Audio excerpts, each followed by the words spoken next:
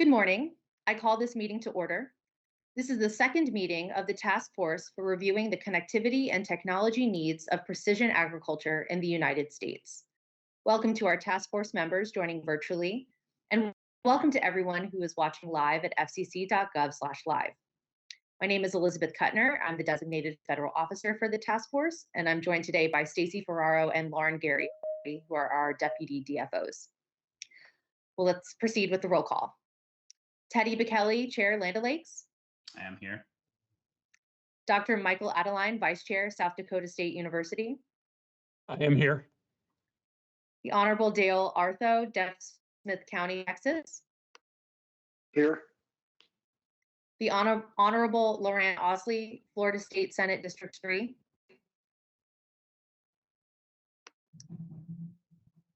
Loran. Dr. Srikala Bajwa, Montana State University College of Agriculture and Montana Agricultural Experiment Station. I'm here. Andy Bader, Fifth Estate Growers, LLC. Hello, I'm here. Julie Bichelle, Irrigation Association. I'm here. Anthony Dillard, Choctaw Nation of Oklahoma. I'm here. Michael Gomes, Topcon Agriculture. I'm here. Heather Hampton Nodal Limited Farms. I do know she's on if she's not able to say here, so we'll note that. Robert Hicks, Midwest Energy and Communications. I am here. Great. Ryan Krogh, John Deere. Here. Jennifer Manor, Hughes Network Systems, LLC. Here, thank you. Joy Sterling, Iron Horse Vineyards. Here. Jimmy Todd, Next Tech. I'm here. Great. From the Department of Agriculture, we have Chris McLean, Acting Administrator of the Rural Utility Service, USDA. I'm here. Great. All right, thank you. Well, that is a quorum. So I will turn it over to our task force chair, Teddy Bekele, to start the meeting. Teddy? Great. Thank you, Elizabeth, and good morning, everyone. Glad to have you back for our second meeting of the year. I know there's been a lot of engagement and a lot of excitement here in the last couple of weeks since we had our last meeting. A lot of the work is getting started in the working groups. A lot of you are meeting. I see it just because there's a lot of questions coming through, a lot of clarifications, even thoughts about how we should shape the task force recommendations for the year. So it's really good to hear and good to see that everyone is gearing up, getting started, and really tackling the work we have ahead of us this year. For today, I think we don't have a very heavy meeting, but we do have some really meaningful presentations, which I think the task force will be excited to hear. So we'll start out with the FCC going over the Universal Service Fund and the high cost funding. So Lauren Gary, for Deputy DFO and Attorney Advisor, will be on to be able to go over with us on that topic. Chris McLean will go over the USDA Reconnect program. I know several of you have had questions about that and want to hear more. So that will happen at 10:35 a.m. Eastern. We'll take a break at 11:15 a.m. Eastern, and then we will proceed at 11:30 a.m. with the NTIA Broadband Initiative. So we get to hear from the three agencies, which I thought was a really good lineup for our task force meeting, especially being the second one. We'll take a break at about 12:15 p.m. Eastern for lunch, and then we'll reconvene at 1:15 p.m. And then at that time is going to be dedicated to working group updates. I know that groups are just meeting now, maybe one or two meetings under the belt. There's some organization happening. There's some review of the recommendations from previous task forces, or at least the previous report that was put out there, kind of lining up on what speakers would need to be heard, et cetera. So it'll be just good to hear from the chairs of the working groups to give us an update on what's happening in the specific working groups. Also, good opportunity for us to do some cross collaboration across the working groups. So it'll be a good time to be able to ask questions of the other chairs and really get lined up on the work as well. From that, we will just have some time dedicated for open discussion, any topics that want to be brought up. So if you have any other additional things that you're thinking of, have thought of, or want to bring up to the task force, there'll be a good time to be able to have that conversation. So that will be after lunch, after the working group updates. And then we will close the meeting at about 2 p.m. Eastern, and we'll adjourn for the day. And so as we talked about last time, we know virtual meetings are quite heavy and taxing. So built in some good breaks, both in the morning and for lunchtime, and then kept the topics not to go too long. So that way we'll have a meaningful discussion towards the end of the day. So that's all I have for this morning. Again, I'm excited that you're here, excited that everybody is engaged, and we'll turn it over to our first presenter, which is Lauren. So Lauren, I believe you're on, and I will turn it over to you for your presentation. Thank you so much. I appreciate it. Oh, Elizabeth, you will share the screen? Yes, getting that set up right now. Thank One you. second.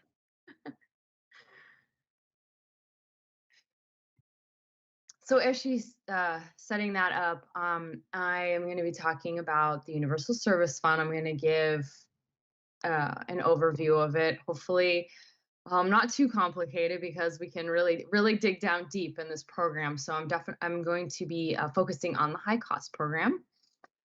So, and again, I'm Lauren Gary. I'm an attorney advisor in the Wireline Competition Bureau and the Telecommunications Access Policy Division, and I'm also a deputy DFO for the task force. So very happy to talk to you today. So thank you for having me. So again, I'm going to be focusing on the high cost program, which encompasses the Rural Digital Opportunity Fund, which we are still in the midst of going through applications and dispersing funds for that. So universal service is the availability of affordable, reliable telecommunications and service throughout the nation, and is a fundamental goal of federal telecom law. Since 1997, the Universal Service Fund has subsidized telecom services for low-income consumers, rural healthcare providers, schools and libraries, and consumers in high-cost areas, which of course are respectively the 4 different programs encompassed in the USF Fund: Lifeline, Rural Healthcare, E-Rate, and High Costs. And of course, again, focusing on high cost today. Okay, so where does universal service funding come from? That money is collected from telecommunications companies dedicated to fulfilling the goals of the Universal Service Program. Telecom companies are required to make universal service contributions under the Telecom Act of 1996. How are these payments to the Universal Service Fund determined? So all telecom carriers that provide international interstate service make universal service contributions. The amounts of these contributions are determined by projections of the aggregate demand for universal service support, which USAC submits to the FCC each quarter. USAC is the FCC's administrator for all things Universal Service Fund oriented. It collects and distributes the funds. So the FCC reviews USAC's projections and determines the percentage of international interstate revenues that carriers must contribute. Now, how do program participants actually receive the support? So for example, for the high cost program, rural and non-rural incumbent local exchange carriers and competitive carriers that are eligible telecommunications carriers, which I will discuss in a little while, they submit line count data and certain cost data and certifications to USAC in order to receive support. Okay, let's go to the next slide. Okay, so as you can see on this chart, so as I discussed the 4 programs that are encompassed in USF, you can see that the high cost program has the largest of all of the programs at $5 billion annually, which is of course the largest. And again, the high cost program provides funding to telecom carriers to provide service in rural areas where the market alone cannot support the substantial costs of deploying network infrastructure and providing connectivity. Okay, let's move to the next slide, Elizabeth. Thank you. Okay. Okay, so this is a great umbrella slide. So the high cost program, supports fixed services, as you can see, and mobile services. But today we're just focusing on fixed services. And under fixed services, those are comprised of price cap carriers and rate of return carriers, as well as you can see mobile. And again, just talking about fixed today. The Rural Digital Opportunity Fund, which is the current auction that is underway in terms of at the long form application stage, that is under the high cost umbrella, as well as the Connect America Fund Phase 2 auction that took place a couple years ago. So let's talk about rate of return carriers. Their support is determined. So rate of return carriers, they're actually generally small carriers serving rural areas. Their support is determined based on a model that estimates the cost to construct and maintain a voice and broadband network. That is known as the alternative Connect America cost model, or it's determined based on legacy mechanisms. Then you can see in the other under fixed services price cap areas, those carriers, their support is either determined based on the model, again, that estimates the cost to construct and maintain a voice and broadband network, or competing in an auction to serve an area where support is awarded to the lowest bidder. And so, as I had referenced already, the Connect America Fund Phase 2 auction and the Rural Digital Opportunity Fund. So that is another way to receive universal service support, which we will talk about in a little bit. Now, I had mentioned that for any of these entities to be able to receive high cost support, they must first obtain what is called an ETC designation. That's an eligible telecommunications carrier designation. So they must receive this designation either first from a state public utility commission, or if the relevant state lacks jurisdiction, then the carrier will come to the FCC to get the designation. And so, okay, really, what is an ETC? It is the FCC and state commissions determine through this process. It's a application process whether broadband companies that provide service in challenging rural areas of the country are eligible for financial support from the USF fund. And again, the goal is to provide support to broadband companies in order to keep customers' voice and broadband bills low and quality high in challenging rural areas. So, okay. Now we can move to the next slide, Elizabeth.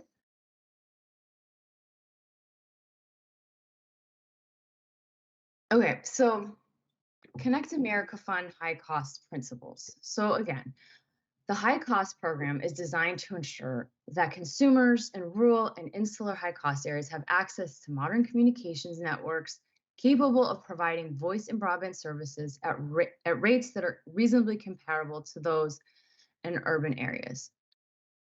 The program fulfills this universal service goal by allowing eligible carriers who serve areas to recover some of their costs again from the USF fund. The program looks to, The program looks to eliminate inefficiency and control costs to manage ratepayers' burdens. And here you can see all the regulatory goals. No support for an area no subsidy for an area served by an unsubsidized competitor, dedicated support for high cost areas, incentive-based support amounts determined by cost models or competitive bidding, which I was just talking about and we'll talk about again in a little bit, and explicit accountable public interest obligations. There are mandatory build-out requirements, performance testing, and then of course, the budget for Connect America Fund support. Okay, we can go to the next slide.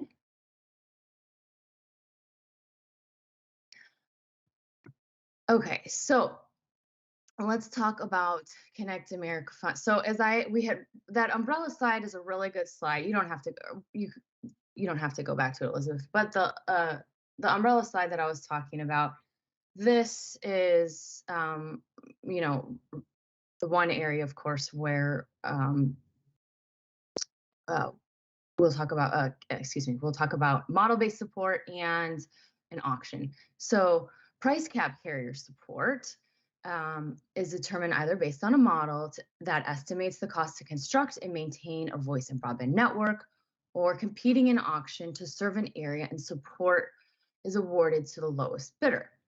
Okay, so for model-based support, in 2015, 10 telecommunications carriers accepted $9 billion in annual support for rural broadband deployment from the Connect America Fund to deploy to at least 10-1 to over 3.6 locations by the end of 2020.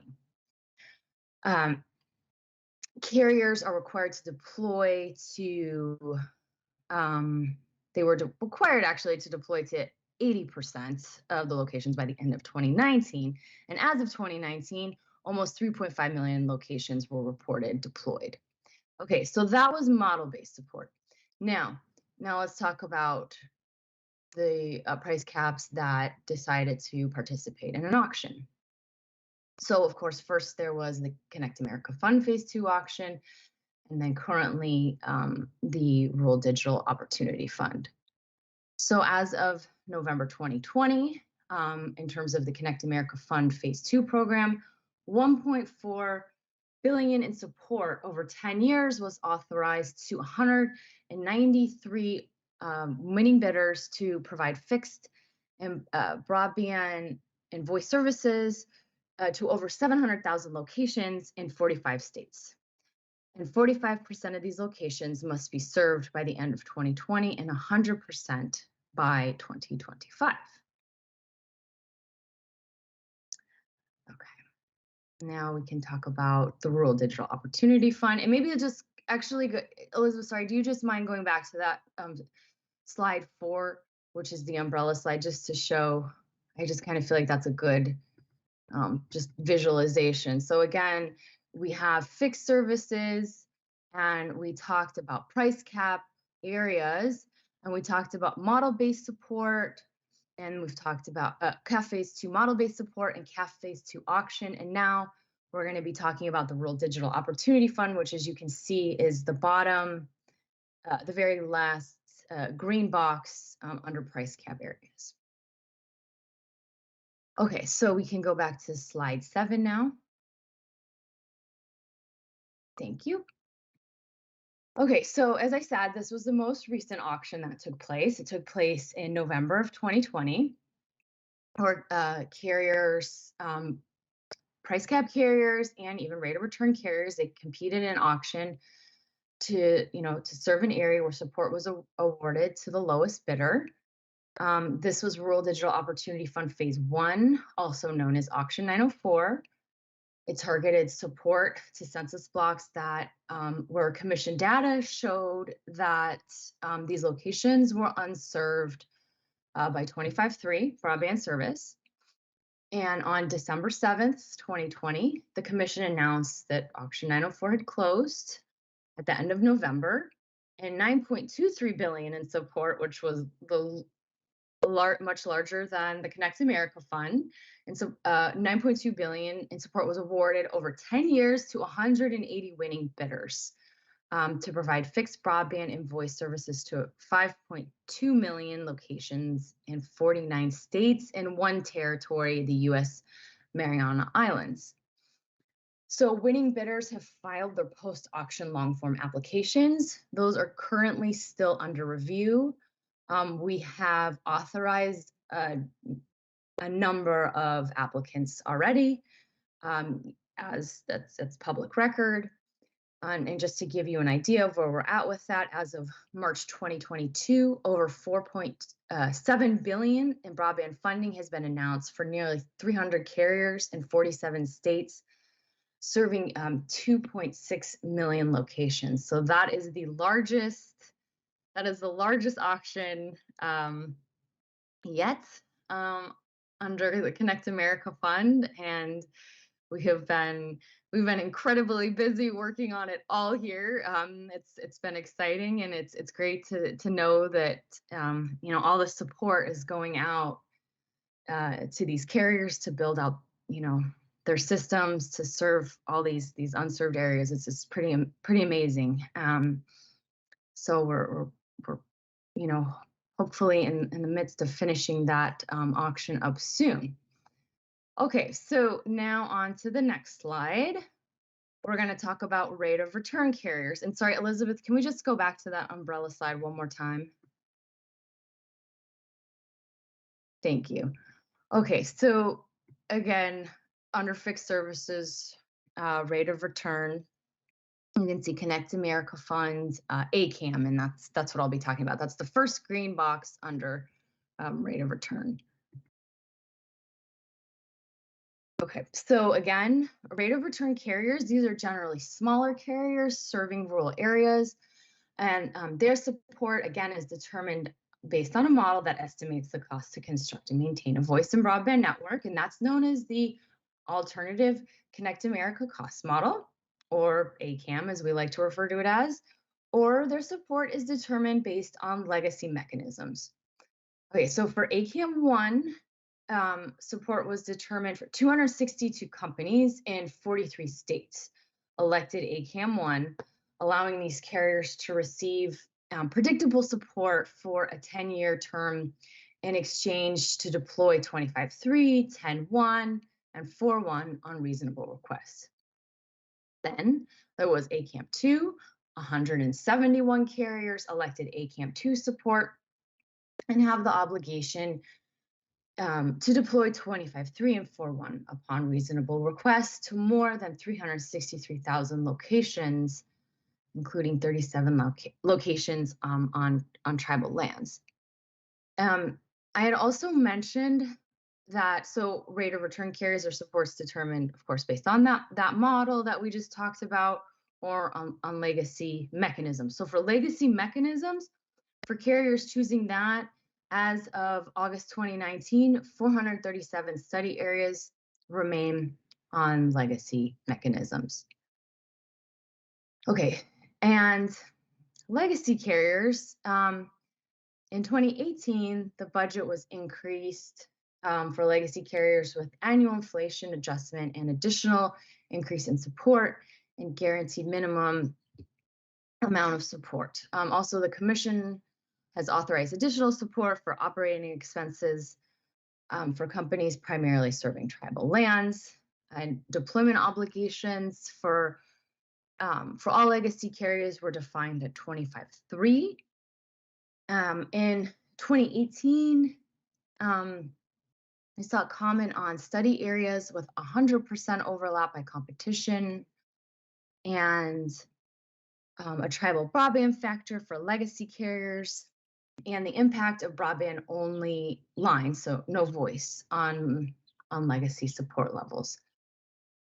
So as you can see, there are various ways for different types of carriers to receive universal service fund support. It can be complicated at times, so I hopefully did a fairly good overview for you. If you have any questions, I'm happy to take them. And I'm also happy to answer any questions later on that may pop up within, any questions that pop up in this area. So thank you. Thank you, Lauren, for the presentation. And Jennifer Manor has a question. Yes. Thank you so much for your presentation. It was really interesting. Just one question. In the interrelation between CAF and RDOF, were the RDOF winners able to, was there any overbuild between the two, or were all the sites separate for the two auctions? I just wanted to get clarification on that one point.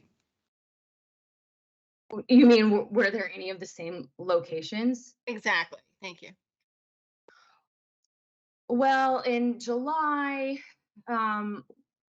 the commission had put out a letter notifying any of the Rural Digital Opportunity Fund winners if they can look into see if there was any overbuild in the locations that they had won.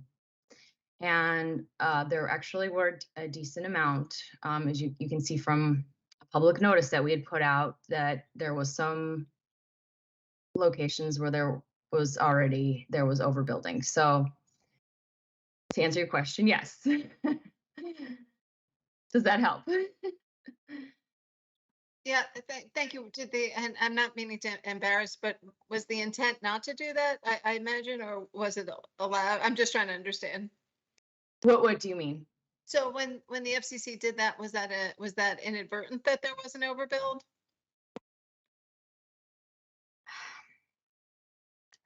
I can't answer that question. I'm sorry. Okay, that's okay. No, I understand. Thank you so much Okay. for the information you could Thank share. I you. appreciate it. Yeah. Dr. Adeline has a question. So Lauren, I'll put this in a university context. We do tuition buy down, right? We create different models to do that. And it's to shape the population of the institution to create diversity and strengthen how the university functions. In your talk through what's done, I heard about cost and I heard about a bandwidth floor, but I didn't hear, do you survey populations and say, well, these people can afford $50 or they can afford $25 in the whole understanding of how about the end user and what can they afford? Because we look at that on the tuition model. You mean what can the company actually afford, and do they need The end user, because the company's proposing a billing model, are they not? They're going to say, I'm going to put 25.3 in, and we're going to charge $100 per month for that build. But all the, half the consumers in that low cost area barely can afford $15. Is that in the equation at all? I guess that's what I'm asking.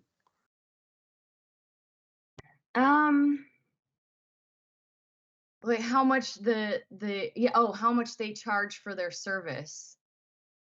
Gosh, that's a really good question.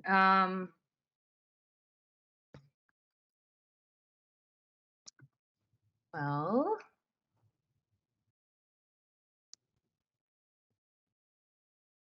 Do they have, that just a quick question in the just to kind of expand on that, when they make the submission, right, for funding, do they have to put that information in, like how much they'll charge for their services? so yeah, you're probably asking me a contributions question, and we probably need a contributions person.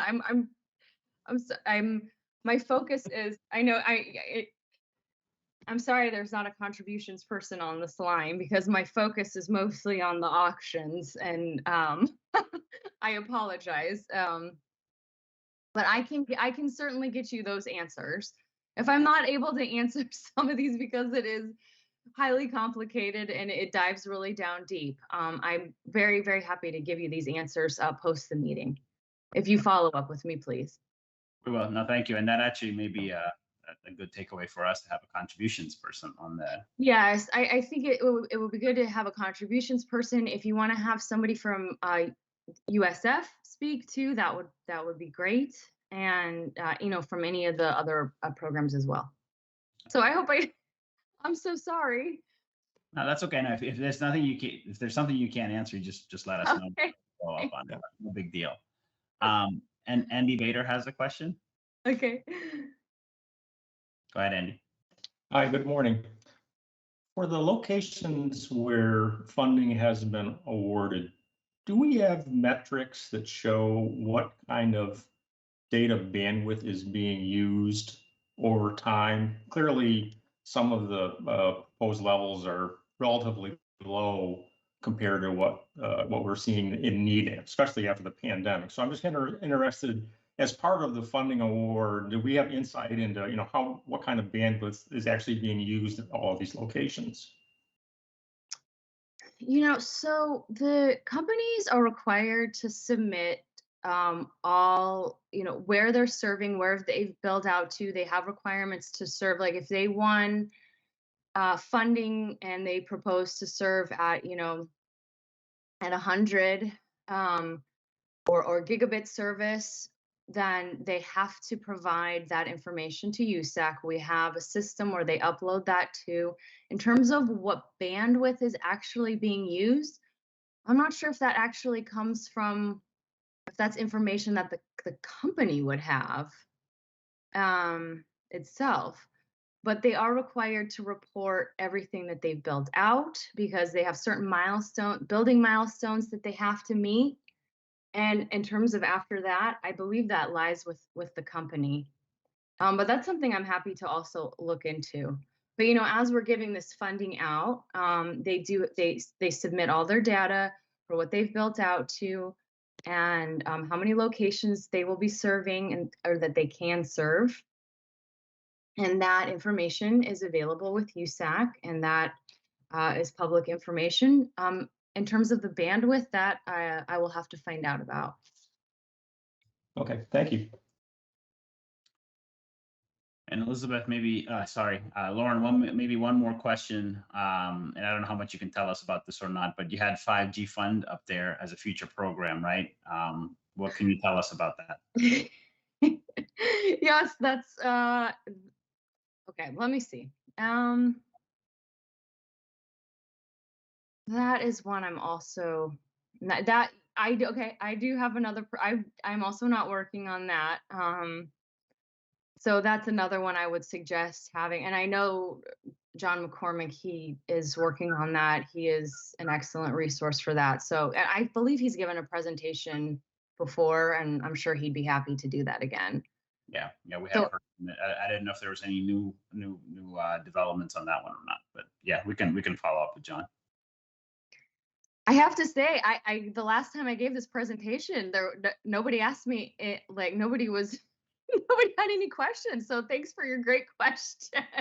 Absolutely. I think you're getting an audience that's a little more educated now too. So, right. So like no, I the first time it was almost drinking from the fire hose. Yeah, no, it's great. I hope you all found it interesting. I hope that that it was, I mean, it is very complicated. There's so many different facets to this program, which is fascinating and complicated at the same time. So I hope I gave you just a little bit of information that helped, and happy to follow up with any of you. So please email me, or however you would like to, follow up. Okay. Now, thank you, Lauren. And then there's a few other comments in the comment section. So you might want to take a look, and if you want to add or enhance what somebody else has put in there, please feel free to do so. But again, thank you for your time, and thank you for the presentation. Thank you so much. Thanks for having me present. Awesome. Thank you. All right, moving on to our next agenda item. We're going to cover the USA Reconnect program. So, Mr. McLean, are you on? I am here. Perfect. Good morning, everybody. Good morning. We'll turn it over to you to give us a little bit of an overview of the Reconnect program. Great. I think we have some slides, right? Looks like they're coming up. All right.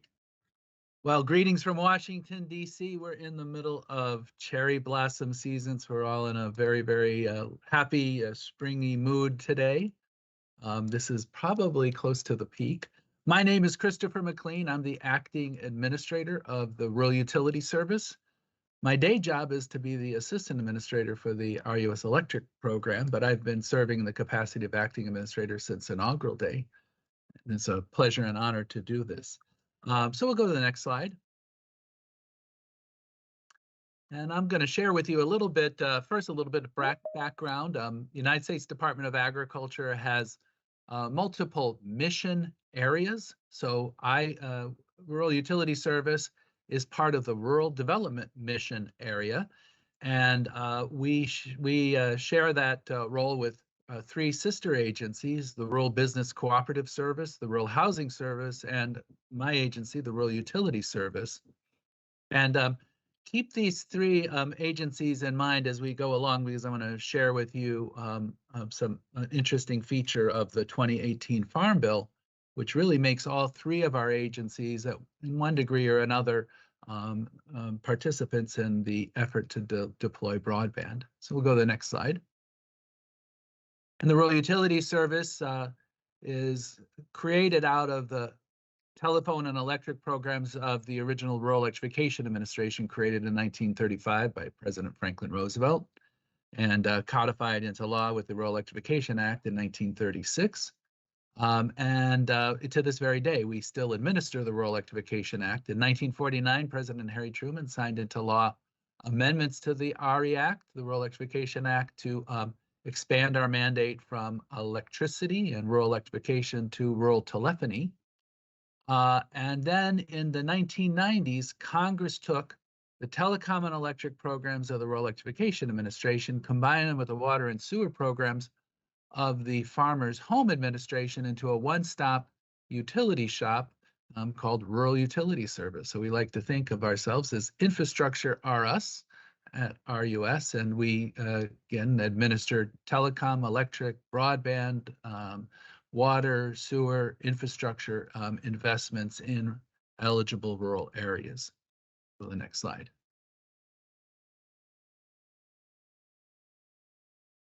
So the RUS has three separate programs. Again, a water and sewer program, again, with its origins back to the 1940s in the Farmers Home Administration, and then a telecom program from 1949, and then a electric program, which goes back to the origins of the agency in 1935. So we'll focus here right now on telecommunications. We have 5 core programs, which over that time have grown up and are all now relevant to broadband deployment and use. The first one, it's called the Distance Learning and Telemedicine Grant Program, created in the 1990s. Excuse me, Chris, sorry, I don't mean to interrupt, but I think we're having a technical issue with the slides for a moment. So I'm going to unshare them and reshare so that we can get back on track. So apologies for interrupting. No problem at all. We'll make sure people are able to see the slides. Yes, sorry, oops. And I have now shared something else. Stop sharing, yes. No problem. While we're doing that, let me introduce a couple of people on the call. I think many of you, particularly who have served in the previous term of the task force, know Eileen Moffness. She's been our staff participant in the Precision Agriculture Task Force. And then Steve Piccirillo, also from the electric program. Eileen is from the telecom program, and Steve is from the electric program, and he has been providing staff support. And I'm pleased to introduce to you for the first time Egiel Casaperalta. So Egiel, if you want to turn on your camera and say hello, Egiel will be joining our work and be working on one of the subcommittees. Everyone, pleasure to meet you. I'm a senior policy advisor at RUS. Very good. Thank you, Egiel. And with that, Chris, we are back up. So back. again, apologies for interrupting, but please continue. Sure, no problem. So distance learning telemedicine grant program and the Community Connect, another 1990s or 2000, well, actually, Community is a 2000 year creation. The Reconnect program, which is the hot news, a hot topic of right now. Number 4, telecom infrastructure. That is the original 1949 telecom program. And then the Rural Broadband Program, Congress created Title VI of the Rural Electrification Act to embrace broadband in 2002, proceeding with a pilot program in 2000 and 2001. But all of our infrastructure programs are focused on broadband in the modern era. So we'll go through these real quickly into the different types of offerings. So next up, we'll just dig into the distance learning telemedicine program. Now,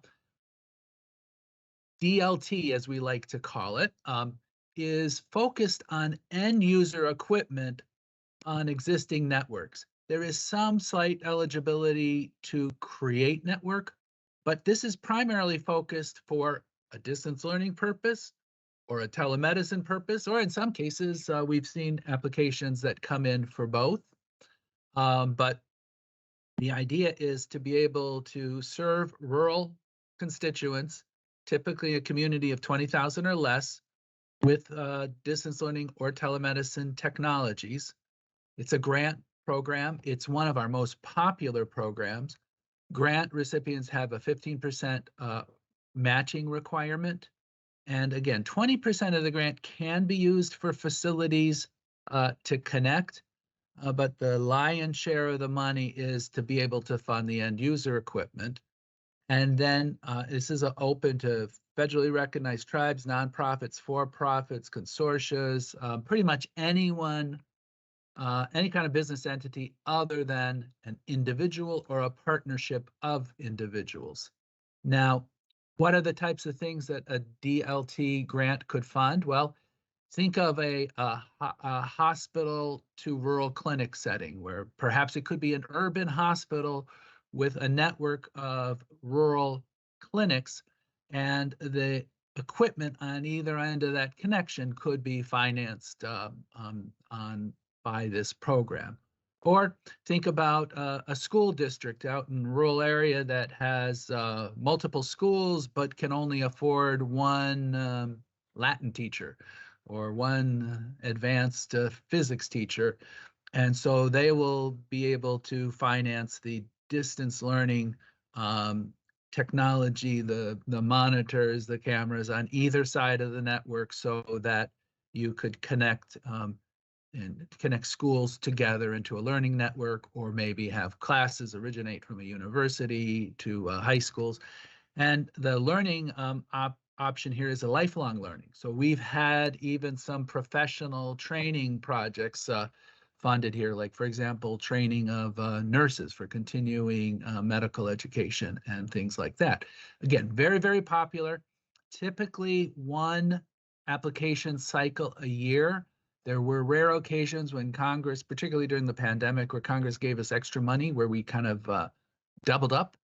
But I would be looking for an application site. We don't have an open application right now. I'll be looking for an open application cycle later in the calendar year. So next up, go to the Community Connect grant program. So Community Connect is a grant program for broadband connectivity focused on communities of 20,000 or less in areas that have zero broadband. So again, this is another one that we don't have an open application window now. One will be coming later on, because we do have funding for Community Connect. And so it focuses on a single community. The service area must be contiguous. And part of this grant requirement is that you fund a community center so that there's a community access point, let's say for those who might not be able to afford to buy a computer, et cetera. So you could have it at a community facility, and you would cover the broadband service free of charge in that community facility for at least 2 years. And so 10% of this grant, up to $150,000, can be used for the improvement, expansion, and construction or acquisition of the required community center. There is a 15% matching requirement, and once again, pretty much anyone but an individual or a partnership of individuals is eligible to apply. Community Connect scoring matrix focuses on the most underserved, the most remote. So on the flip side, it is also among the easier applications to complete. So if you have a community that is just left behind and has a small footprint, they may do well in terms of the scoring criteria if they are remote and lower income and underserved. But still, even with a grant program, the project has to be sustainable. Okay, we'll go to the next slide. All right, telecommunications infrastructure loan. Again, you can see, maybe even guessing by the population limit, why it's so low.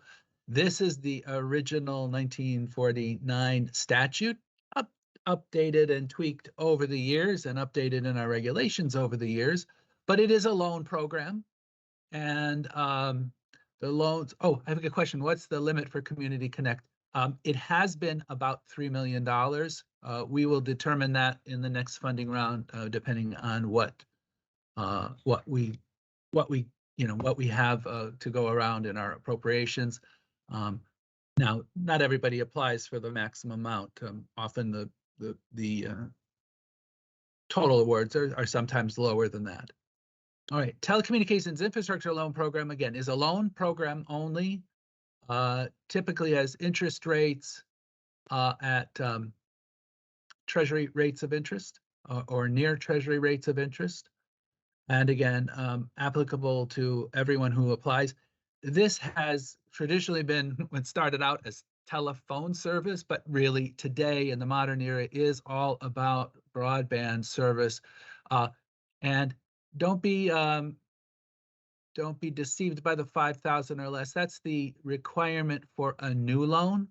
But we have this little provision that's it's called the once rural, always rural provision in our statute, which says once you're a club member, you can stay a club member. So if you're an existing RUS borrower and you met the population requirements when you applied, in general, number of footnotes included, but in general, you are able to stay with the program even as your community grows.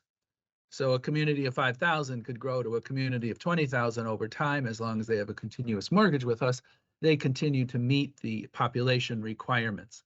But if you were fresh to the program and wanted to come in to be able to provide service, you would have to meet this lower level 5,000 population limit. So next up,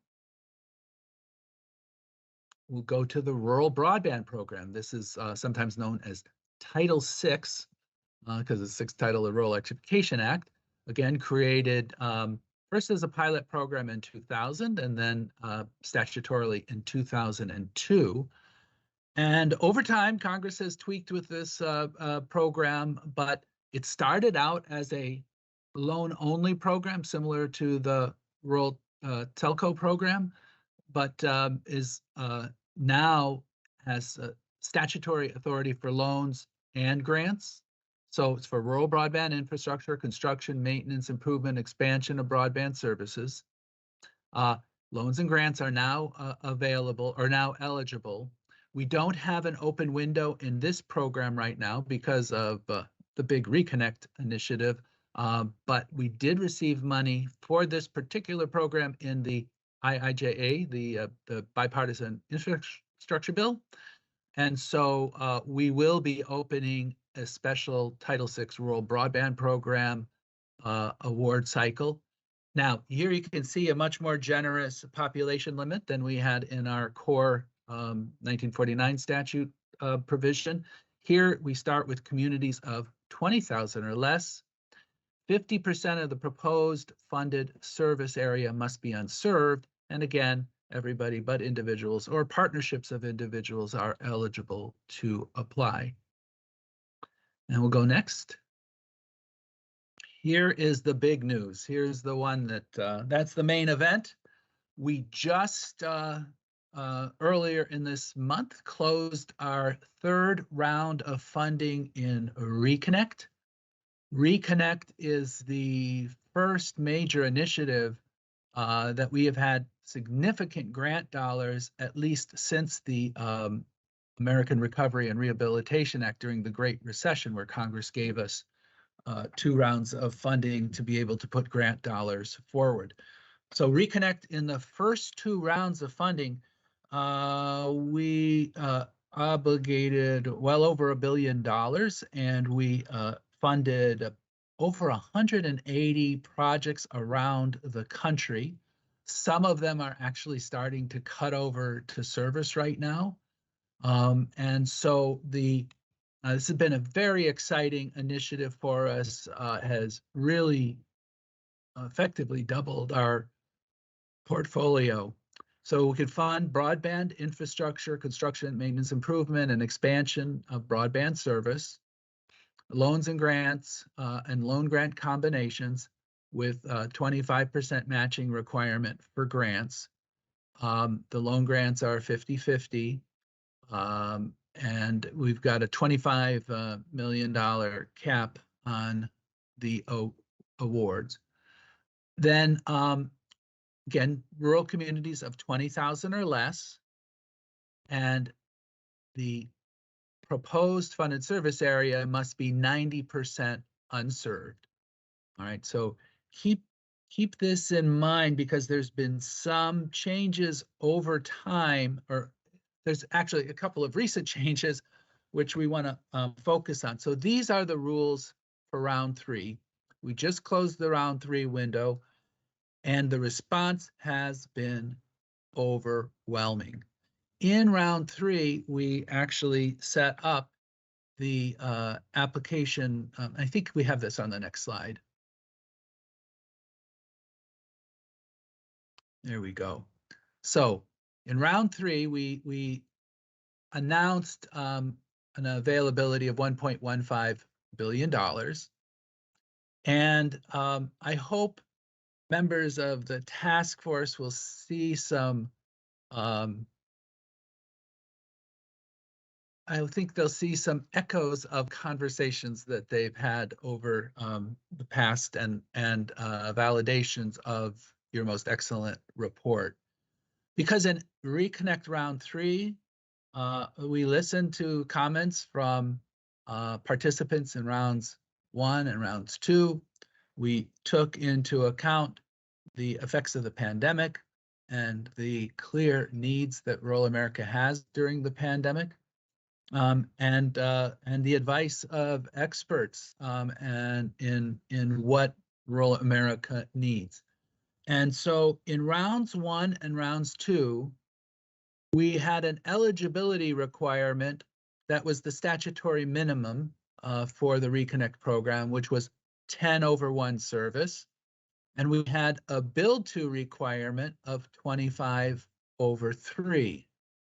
Now, the good news is in 90% of those projects, or plus 90%, we actually got projects that were funding build to speeds of 100/100.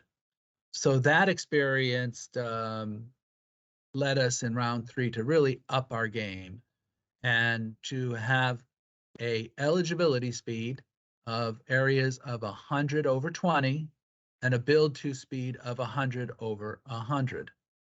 So we also have so you can see that really is, in my opinion, what most of urban and suburban America have available to them today, and what most of us have experienced over 2 years of working remotely that you need to be able to conduct your business. So so we've got, again, a target of 100/20. Now, the consequence of moving from 10/1 to 100/20 is that a huge part of the map now became eligible to compete in this round of funding. So we had $700 million of grants available in round 3. $350 million was set aside for no match requirements for tribes and socially vulnerable communities. And priority points were given for rurality that lacked service at 25/3, for economic need, for tribal, local governments, nonprofits, cooperatives, and then projects that serve socially vulnerable communities. So we have scoring matrix, which tends to put at the front of the line those of the greatest needs and those that have the least amount of service. And again, because we've moved that bandwidth up to 100/20, a lot of geography was made eligible. And so that accounts for our, I think, overwhelming response. Now, I do want to make a quick note about that. Oh, I lost the slide there. About the funding levels. We originally had a application deadline for 2/22/22. And we saw a need to extend that deadline. And in the extension deadline, we did announce that we would reserve the right to be able to shift money among these funding pots, as well as utilize any other funding that is available or becomes available for eligible programs. So I would think in the context of what we have received, you can think of this 1.15 billion more as a floor than of a ceiling. But we will be evaluating the applications. You know, anytime you have a application pool, you will see a bell curve. You'll see applications that are just out of the park. You know, some of them are just like they're clear, easy winners. They score well. They're well written. They're well explained. They're financially feasible. They're viable projects. Then you have some that, you know, just someone like, well, what the heck? Let's see. Let's try to get some free money. There's some that just are either incomplete, are trying to serve the wrong areas, are ineligible. So on the two extremes, you've got the really good applications and you got the not so good applications. And in the middle, you've got the great mass of those that are viable. And so we will be evaluating those. Some will drop out and some will come to fruition. And looks like our slides are back. Yeah, and then we can go to the next slide, I think. So the bipartisan infrastructure bill gave us additional money. So there's almost $2 billion for Reconnect, and there's $74 million for that broadband Title VI broadband loan program or loan and grant program. So we're very excited about that, and we'll go to the next slide.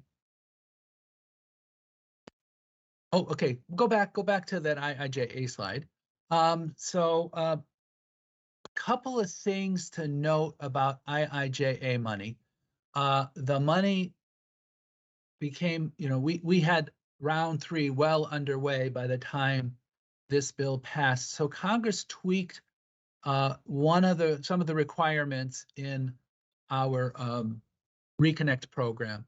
So instead of a 90% unserved area, we moved down to a 50% unserved area.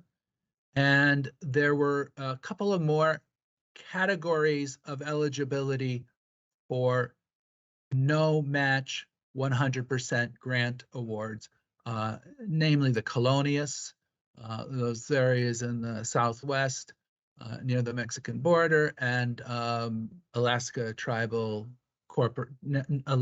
Native corporations would also be eligible. So we are juggling the disposition of a very responsive round 3 with the availability of IIJ money sitting in the wings. And on top of that, just hot off the presses last week, on the, well, a little bit more than, yeah, last week on the 15th, Congress enacted our fiscal year 22 appropriations. And wouldn't you know it, they tweaked the program yet again. A slight retrenchment, I would say, on some of our bandwidth requirements. Congress, but I think we will be able to manage through this with no major difficulty. Congress statutorily changed our eligibility speed to 25/3 instead of our round 3 100/20, but then had a build to speed of 100/20. So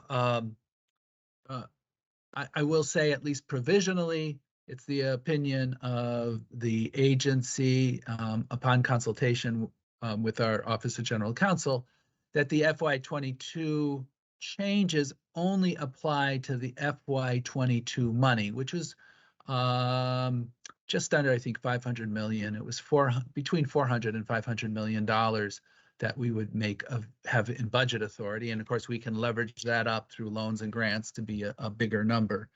So we will, for FY22 money, we will have to figure out how we're going to change up that eligibility requirement.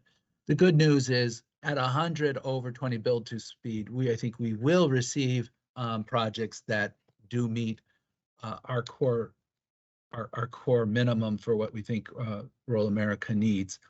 The thing to keep in mind, anytime you are applying for any of RUS programs, but probably this is true for most federal programs that have infrastructure requirements, is you got to go through this checklist. I mean, first, is the project eligible?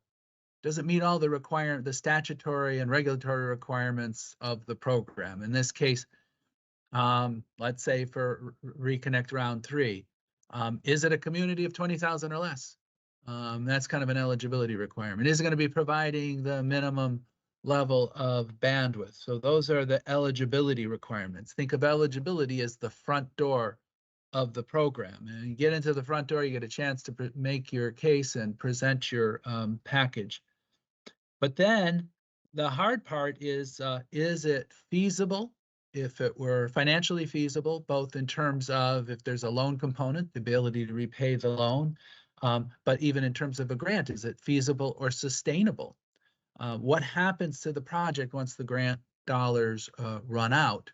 It breaks our heart sometimes. We have to say no to 100% grant programs because they don't have a post-award strategy that can sustain that federal investment. The next question is the project securable? In a loan, literally, we have to get a lien on the assets of the applicant, but we also have an interest and a lien on assets for grant funded assets to make sure that taxpayers' interests are protected, particularly in the event an applicant or awardee faces some financial difficulty. And then overarching all of this, every project that we fund through the Rural Utility Service does have to go through environmental review. And the complexity of the project can dictate the complexity of that environmental review. So we still have round 1 and round 2 projects that are going through the final stages of environmental review. There's 3 statutes that have to be complied with: the National Environmental Policy Act. You look at, you look at what you're doing to the terra firma and the vegetation and all of the wildlife that are in the pathway of the project. The Endangered Species Act, to make sure that we don't have any bald eagles nesting in areas or owls that have ground nests or other kinds of wildlife or vegetation, or wildlife or effects under the Endangered Species Act. We want to make sure that Endangered Species Act are adequately protected. And then Section 106 of the National Historic Preservation Act, which we call the 106 process, where you consult with state tribal historic preservation officers and state historic preservation officers, and the public engage. And so you'll see that in those environmental reviews, the 106 process can sometimes be very complicated, particularly when it comes to the interest of tribal communities that may have artifacts or burial grounds. We want to be very, very respectful of that. And we work with our partners in the state and in tribal offices to try to construct projects that do not run afoul of that. But for anyone planning any kind of infrastructure project, you need to put into your planning horizon the ability to get through the environmental review process. One of the quickest ways to make a RUS program project ineligible for funding is to jump the gun and begin construction before you have received environmental review. Now, I'm going to mention one more program in the RUS portfolio, maybe maybe 2 more, but in the 2018 Farm Bill, Congress gave the rural development agencies, those 3 agencies I showed you, Rural Housing Service, Rural Business Service, Rural Utility Service, the ability to devote up to 10% of a project's costs into broadband investments. And so far, the RUS electric program has invested, has used that authority. And in about 10 times since then, we have approved electric infrastructure loans that would include investments in, again, power lines and power poles, and substations, but also have a broadband element to them, especially where there is an investment in smart grid. So the RUS electric program, coincidentally, in the last 2 fiscal years, we actually financed more miles of fiber-based smart grid than we did power lines, because the grid of the future is one that is fully connected to not only moving electricity, but moving data among and between, now a very interactive electric grid.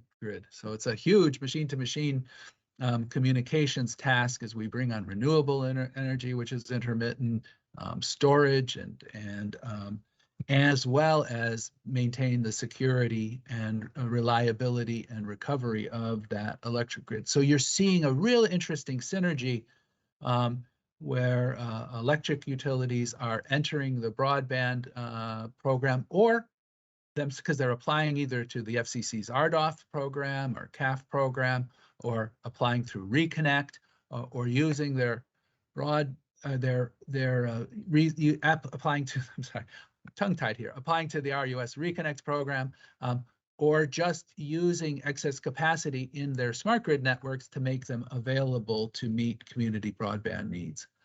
And then one final thought, while we're talking about precision agriculture, to bear in mind that I have a wonderful program in the RUS electric program called the Rural Energy Savings Program.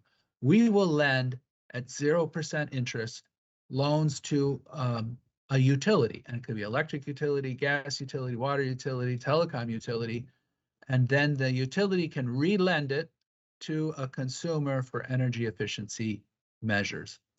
And as you look at rural America and you look at farming, that is an incredible way to add to precision agriculture by having more precise use of your energy inputs into your crop and food production and food and fiber production.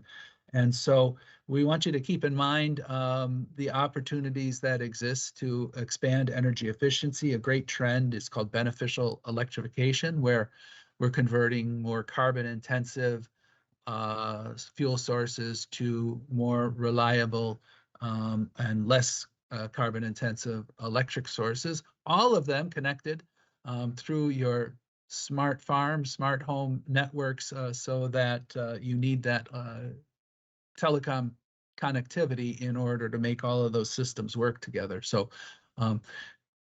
think of RUS as well as a source of investment for energy efficiency as you review precision agriculture. And I see we've got a number of questions here. I do want to point out too, if you'll notice, RUS, we keep on talking about infrastructure. So the telecom program doesn't even have statutory authority at this point to fund operations. So we fund hard infrastructure, and that kind of distinguishes us from the FCC, because the FCC will tend to be providing operational support. As a lender, we will leverage that commitment from the FCC to be able to make sound loans, and we were delighted when our programs can be stacked together and feathered in together. One of the things we did in round 3 was, instead of taking all of the RDOF territories off of the playing board, we said we will feather in our Reconnect funding with the RDOF awards. We don't want to fund the same thing twice. Our applicants have to commit to us. They're not getting paid once from the FCC and once from RUS. But to the extent you had an RDOF award that took you to 25.3 and you want to come for Reconnect to take you up to 100 over 100, we're happy to see those kind of applications. So think of RUS as infrastructure, and then FCC as as operating support, and the two kind of work together and are coordinated. So are there any Yeah, so Chris, questions? so let me just I can read some of the questions that are in the chat. Sure. And others, if you want to raise your hand, you could do that.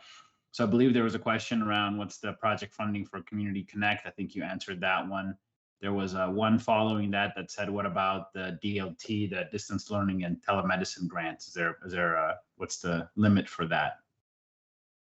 Yeah, DLTs. Again, we set that each year. Maybe if EdGL can remind me, but they're about $1 million.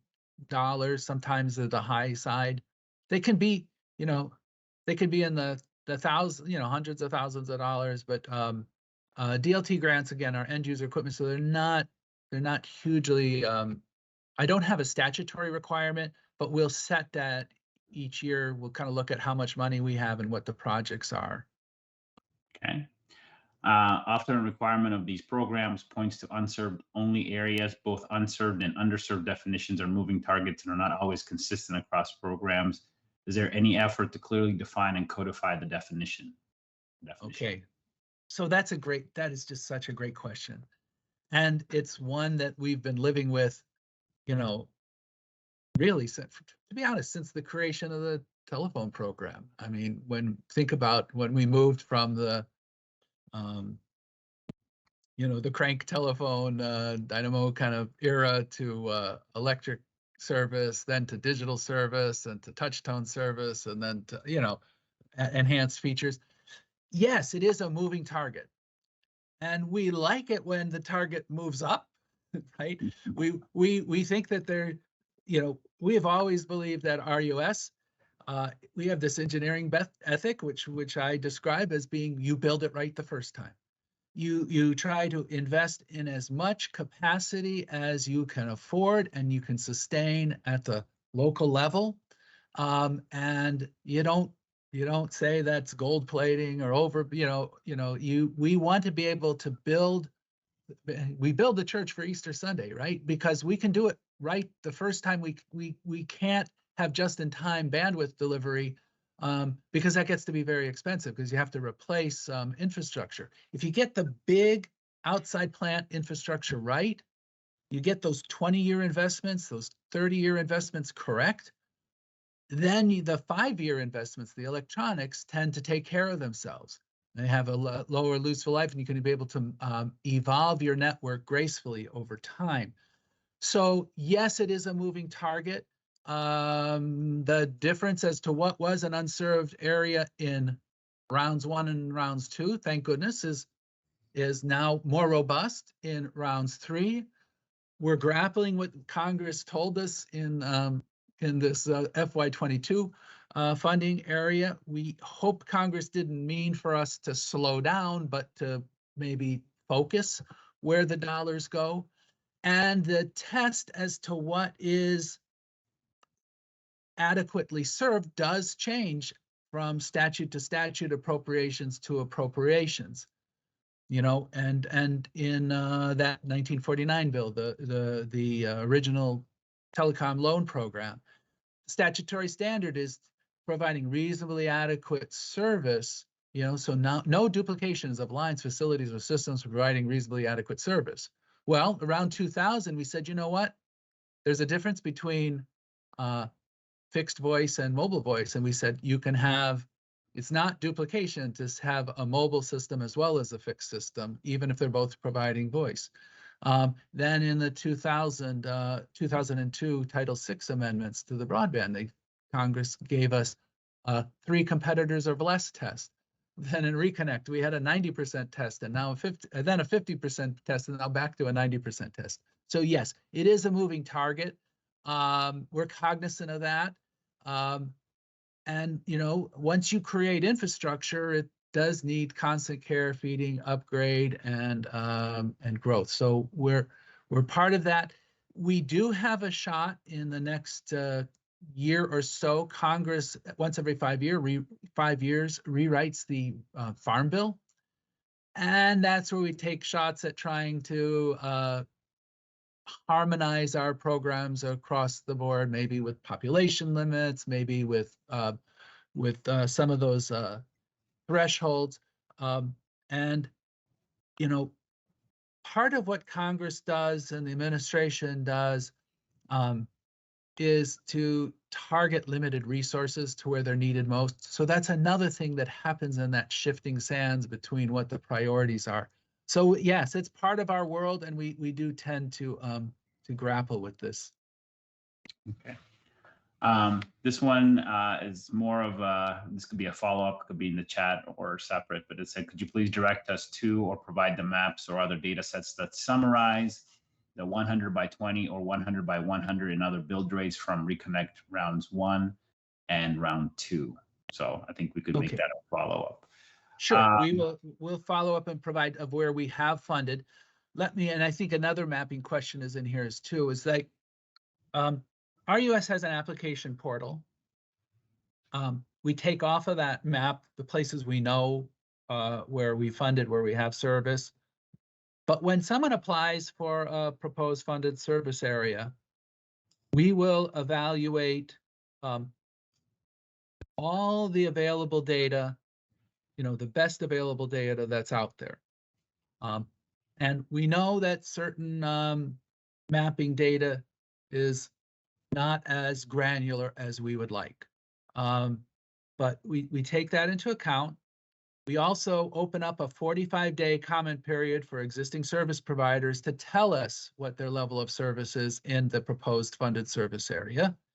And then we will evaluate what those carriers tell us. And if necessary, I will take field staff and send them out to the geography, the area, and they will actually check it out, go visit with the local people, do speed tests, and examine infrastructure to see what plant is capable of.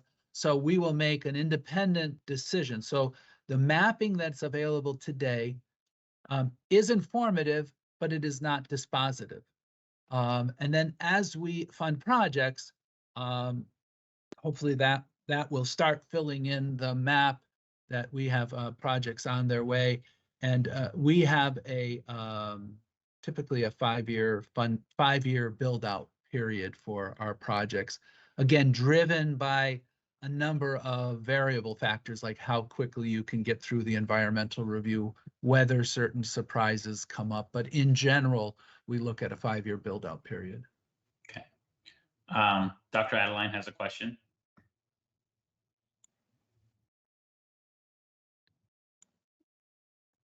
Thanks, Teddy. So I was wondering if you're building to an underserved community of 5,000, could a provider in their application, and would they get any considerations that they would use that as a jumping point?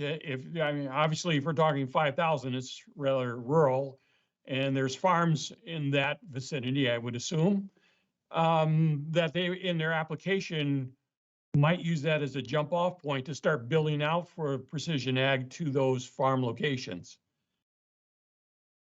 Yeah, so we have this principle at RUS called area-wide coverage. So in your proposed funded service area, you are expected to be able to provide service to everybody in that service territory. So I don't have a specific precision agriculture end user program, but getting service to the farm is clearly one of our desires here. And in fact, in round 1 and round 2, we actually had a scoring criteria that were tied to the number of farms in the territory. And so yeah, precision agriculture is like one of the driving forces, one of the reasons we need to do this and need to do it post haste, because the world needs to be fed, right? We got a third of the wheat and oats supply in question right now with the war in Ukraine. American farmers are going to have to be able to maximize the productivity of their land, and precision agriculture is one of the ways to do it. So we're all in on that. But yeah, so yeah, we wouldn't distinguish. It's like electricity, right? We didn't roll out enough electricity to light one light bulb. right? We were going to roll out electricity to be able to power that entire farm, that entire rural community. And I think that is our goal in having these high levels of bandwidth in our program. Great. Thank you. I Thank see you, a Chris. question about mental health and yes, distance learning telemedicine. The telemedicine part can be used for mental health consultations, and we have seen successful projects like that, not only to provide for mental health, but also to be able to help with drug addiction and medicine compliance. So yes, definitely, if you have mental health needs and telehealth needs in your community, again, stay tuned. I can't give you an exact date, but we're going to have another funding round for distance learning telemedicine. We're discussing right now how to put that into our funding schedule. Great. Chris, thank you so much for the presentation. Very informative, very thorough. I think the presentation will be made available to task force members. But again, thank you for taking the time to be here with us and going over the programs. Well, it's just a pleasure, and thank everybody from the Precision Agriculture Task Force and all the staff that supports your great work. Your voice is heard. We listen to you, and I want to thank you for your service. And I have learned so much from being your USDA ex officio member. So thank you very much for that. Great. Thank you very much. Okay, we're running about 7 minutes over. We'll try to catch up a little bit. Let's take a 12-minute break, and we will get back together at 11:35 a.m. Eastern, and we'll proceed with the presentation from the NTIA. Thank you, everyone. See you in about 12 minutes or so.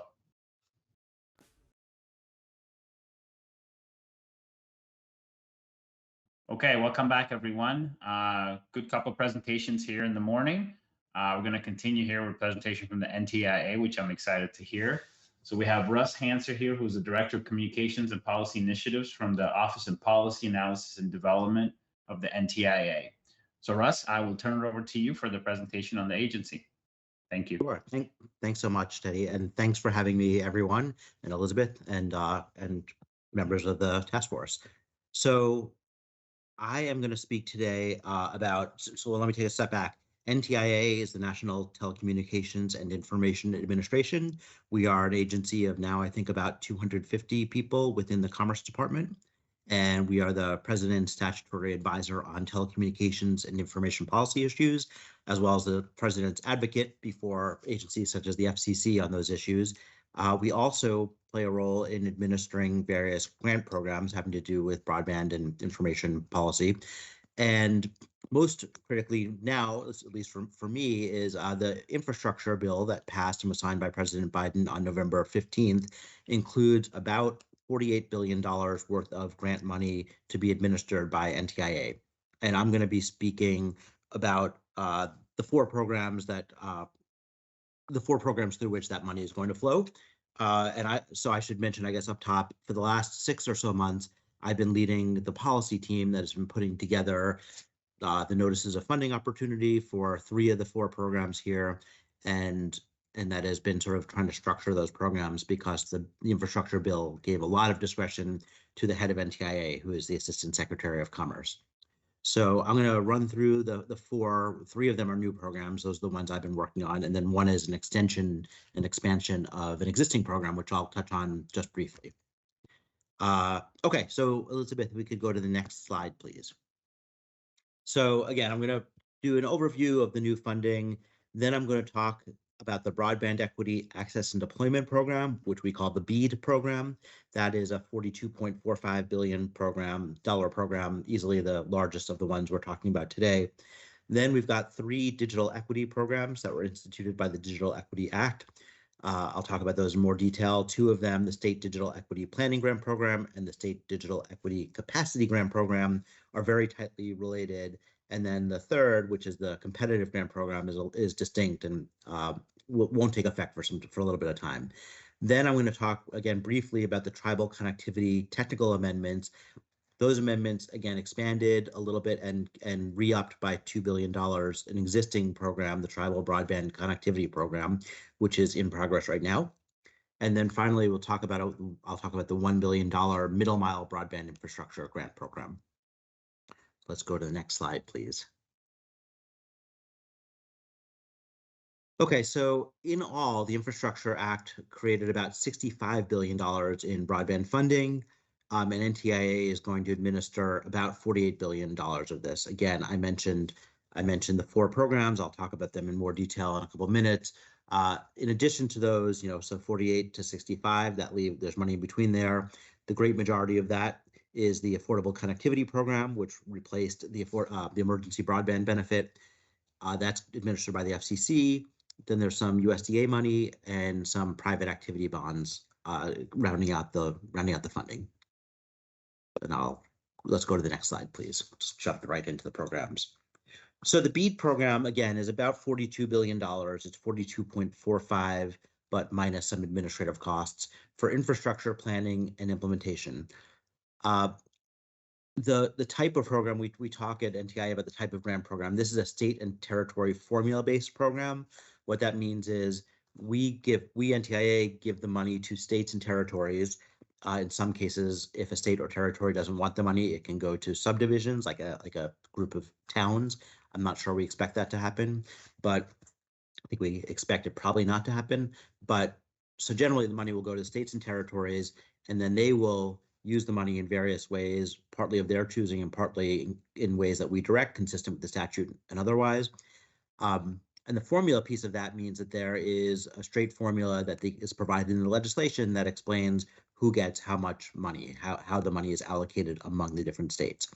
The objective of the program is to close the availability gap, it's really to get broadband, high speed, affordable broadband to all Americans, period. That's our goal. To do so clearly, to be clear, in concert with other monies that you've heard about today or will hear about today. It's not just us. The FCC gives out a lot of broadband money. It's all a team effort. But at the end of this program, our hope is that among all that money, we're going to have everyone in the U.S. have access at least to high-speed, affordable broadband. Sorry, one second. So the program priorities are first. I'm going to say states. I mean states and territories, but I'm going to say states just to be to make it simple. States are first going to be directed to serve unserved locations. An unserved location is a location that doesn't have access to broadband at least 25 megs down and 3 megabytes up. So if there's nothing there, that is unserved. But if the location has 23 megabytes down and 2 megabytes up, that's also unserved for purposes of the law. This is going to be governed first and foremost by the FCC's broadband data maps. Those are maps that the FCC is in the process of creating right now. There's a data collection that's either in progress or about to be in progress, depending on how you look at it. And that is going to be used to populate a map, which is going to show us which areas are served and unserved. That's going to be the principal source of the decision whether an area is served or unserved. So first, states are going to have to hit these unserved locations.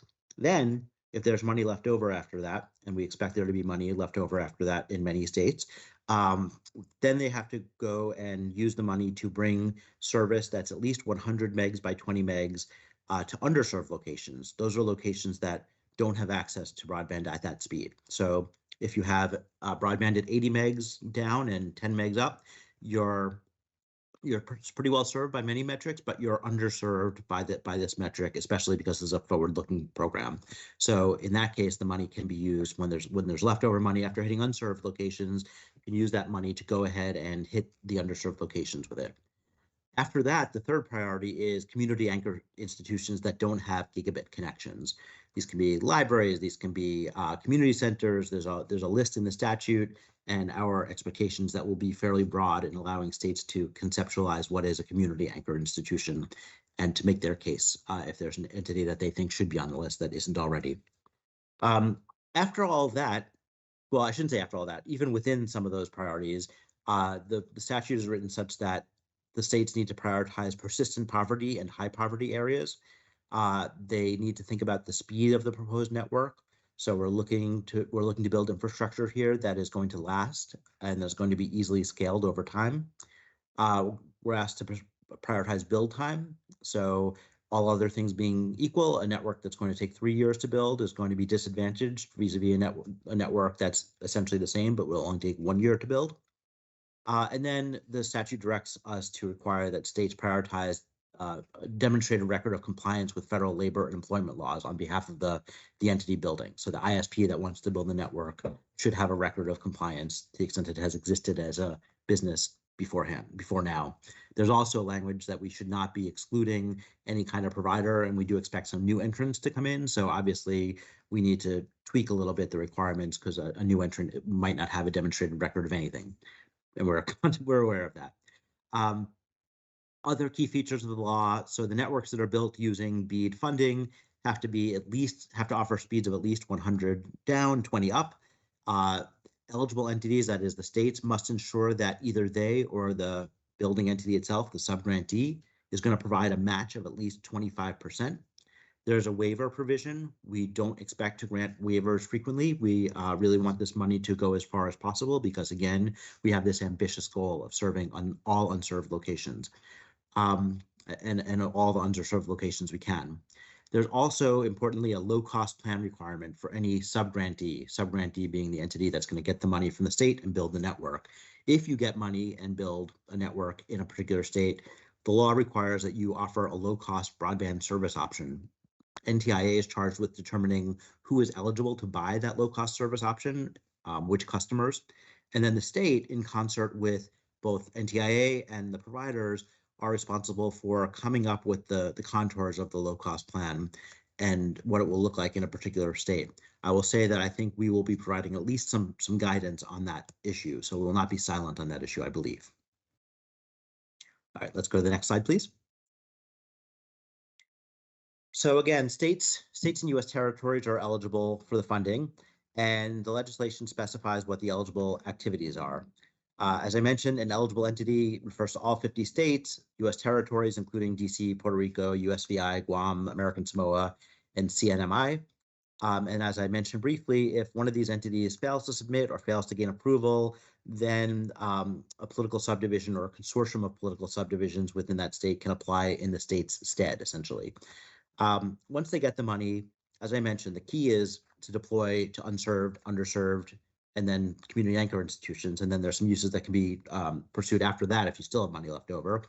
But eligible uses within these categories are fairly broad: research and data collection, budget development, publications outreach, communication support, technical assistance, training, establishing capacity in the state broadband offices. This is actually something we care a lot about and are going to be focusing on. Some states are really advanced in this regard. Some states have smaller offices or no broadband offices, but in order to administer these large amounts of money, it is our strong hope, and we're going to be strongly urging states to staff up in this regard. And then when we get to the deployment uses, as I mentioned, unserved and underserved areas, community anchor institutions. Money can also be used for data collection, broadband mapping and planning if they've hit those first three uses. Broadband adoption programs, including affordable device programs. We recognize that there are lots of people who have access to broadband but don't have the devices on which to access it. So broadband adoption programs could include just subsidies on devices, installing Wi-Fi infrastructure in multifamily residential buildings or other broadband facilities in those buildings. And then there's, of course, an administrative set aside for eligible entities, although they like NTIA are limited to 2% of the funds that are passing through them for administrative costs. Go to the next slide, please. So the timing on this, there's sort of a somewhat complex process here. There are three key steps and then one optional step for the eligible entities who want to receive funding. The first real big thing that happens here is the issuance of our Notice of Funding Opportunity, which we refer to as a NOFO. The NOFO on BEAD is going to come out on May 16th, which is a Monday. I should say on or by May 16th, but I suspect it'll be May 16th. And once that comes out, the first thing eligible entities will do is they'll decide whether they want to participate. And then if so, they need to submit a letter of intent to NTIA. The letter of intent is going to be pretty simple. There's a couple of forms, so basically they have to say, yes, I want these many millions of dollars to come to my state. Then they can elect optionally to access a certain amount of funds, up to 5% of their minimum allocation of funds under the formula they can get if they want to put together a 5-year action plan. This is an optional step, but we're trying to urge states to take advantage of it because there's a lot of planning to be done here, and a lot of the work that they will need to do in this 5-year action plan. If they don't do it then, they're going to have to do later anyway. So we're hoping that states will want the money for planning and will commit to writing a 5-year action plan. The NOFO will describe what has to be in this action plan. Then, whether or not they've done an action plan, the next step will be the states putting together initial proposal. An initial proposal, it is what it is, but it may be a little bit deceptive a term because it's going to be quite detailed. The initial proposal will explain things like, how are you going to serve your whole area? What do you think the underserved areas are going to be? The unserved areas are going to be, and how are you going to make sure that they get service? How are you going to choose your subgrantees? Are you going to use a reverse auction process? Are you going to use competitive bidding? Are you going to use some other transparent and open process? We will, I expect, provide a lot of guidance on what those processes need to look like, but we'll give states and territories leeway to choose the specific processes that they choose. I should say that the key thing that happens before that, the FCC data maps are going to be released before the initial proposals are due. When those maps come out are really up to the FCC. We have guesses, but that's for the FCC to deal with. Once that happens, that sets off the clock for the initial proposals. So the states will know at least what the FCC believes are the unserved locations in the state's territory. There'll be a challenge process where the states can say, actually, I don't think that area is served, even though you do. We expect there'll be a lot of state challenges because the way the statute's formula works, the more unserved locations you have in a state, the more money you get. So I expect a lot of states coming and saying, that the FCC process got it wrong. And it's not just the FCC, it's based on data submitted by third parties. So I think what they'll be saying is, this ISP claimed to serve this area, but in fact it doesn't. And this is an unserved area. We deserve money for it. After the initial proposals are filed, NTIA has to review those and approve them. Once they are approved, the state will have access to 20% or more of its funding. And we believe it's going to be able to use that money then, each state, to start its deployment projects, to sort of do a first round of deployment, particularly to low-income areas and some other priority areas. While that's doing that process, and it goes through its whole process, selects its subgrantees provisionally anyway, and then it's going to have a final plan. It's going to come and say, well, we did the things we told you we were going to do in the initial proposal. We selected, at least provisionally, our subgrantees who are going to build these networks. Here's the process we used. And NTIA will then look at those final proposals and will approve them or reject them. My hope is that there's a lot of discussion in that gray box that says NTIA review between the initial proposal and final proposal. Sorry, I apologize. My hope is that there's a lot of discussion and iteration the whole way along, that states are in dialogue with us. We do not want a situation where a state's going back to its corner, writing its plan and coming to us and surprising us with what's in it. We want a lot of dialogue so that everyone knows what to expect and the states know what we're looking for and we know what the states are putting together. But ultimately, we will approve the final proposal rather, and then the states go and implement. And they can give the money to their subgrantees and they can get the ball rolling. And of course, even after that, deployments take time. So we expect it'll be a little bit longer. Yes, we can share the deck. Absolutely. Sorry, timing benchmarks for the BEAD, FCC map. Well, so I'm sorry. So Heather Hampton Nodal asked what the timing benchmarks are. So a lot of this really depends on the FCC maps. And I don't, the FCC has faced a lot of pressure, a lot of questions from the Hill. I don't want to speak for the FCC about when that will be. We want data, and there's a balance, as always, between getting the data quickly so the money can get out and getting the data to be as accurate as possible. So I don't want to put a thumb on the scale. I think we are hoping that things move as quickly as possible, and we are working to make sure that things work as quickly as possible whenever the FCC is ready to issue the maps, and that we can get money into the system and allow states to start spending on deployment and hitting especially these unserved areas, and especially the unserved areas in historically low-income counties and so on. So we don't know the exact numbers because it's a bit of a question mark and there are things that are beyond either agency's control, but we are hoping that money starts flowing relatively quickly, and certainly quickly after the maps are released. Okay, let's go to the next slide, please. All right, so digital equity. There are the Digital Equity Act, which is part of the infrastructure law, creates 3 sequence programs to promote digital inclusion and equity. In total, they are $2.75 billion.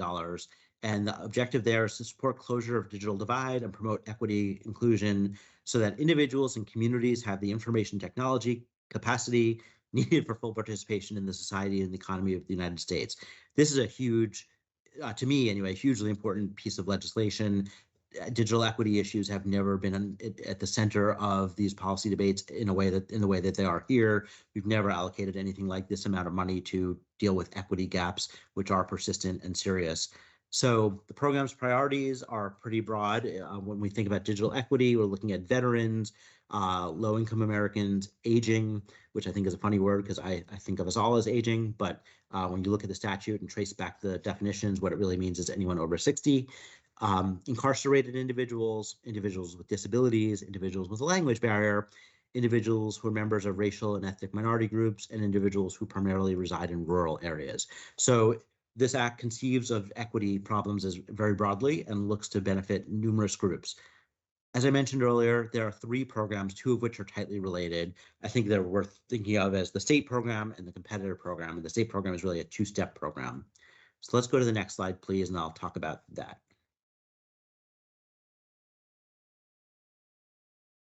Okay, so state program has 2 distinct funding streams. And we say this over and over to make sure everyone understands you have to do the first step in order to get to the second step. So this first step is $60 million total, which is small by comparison to other parts of the program, but it's critical that it gets done because states that don't do the first part can't get the money in the second part. So first, we'll issue a digital equity planning grant NOFO in late May or very early June.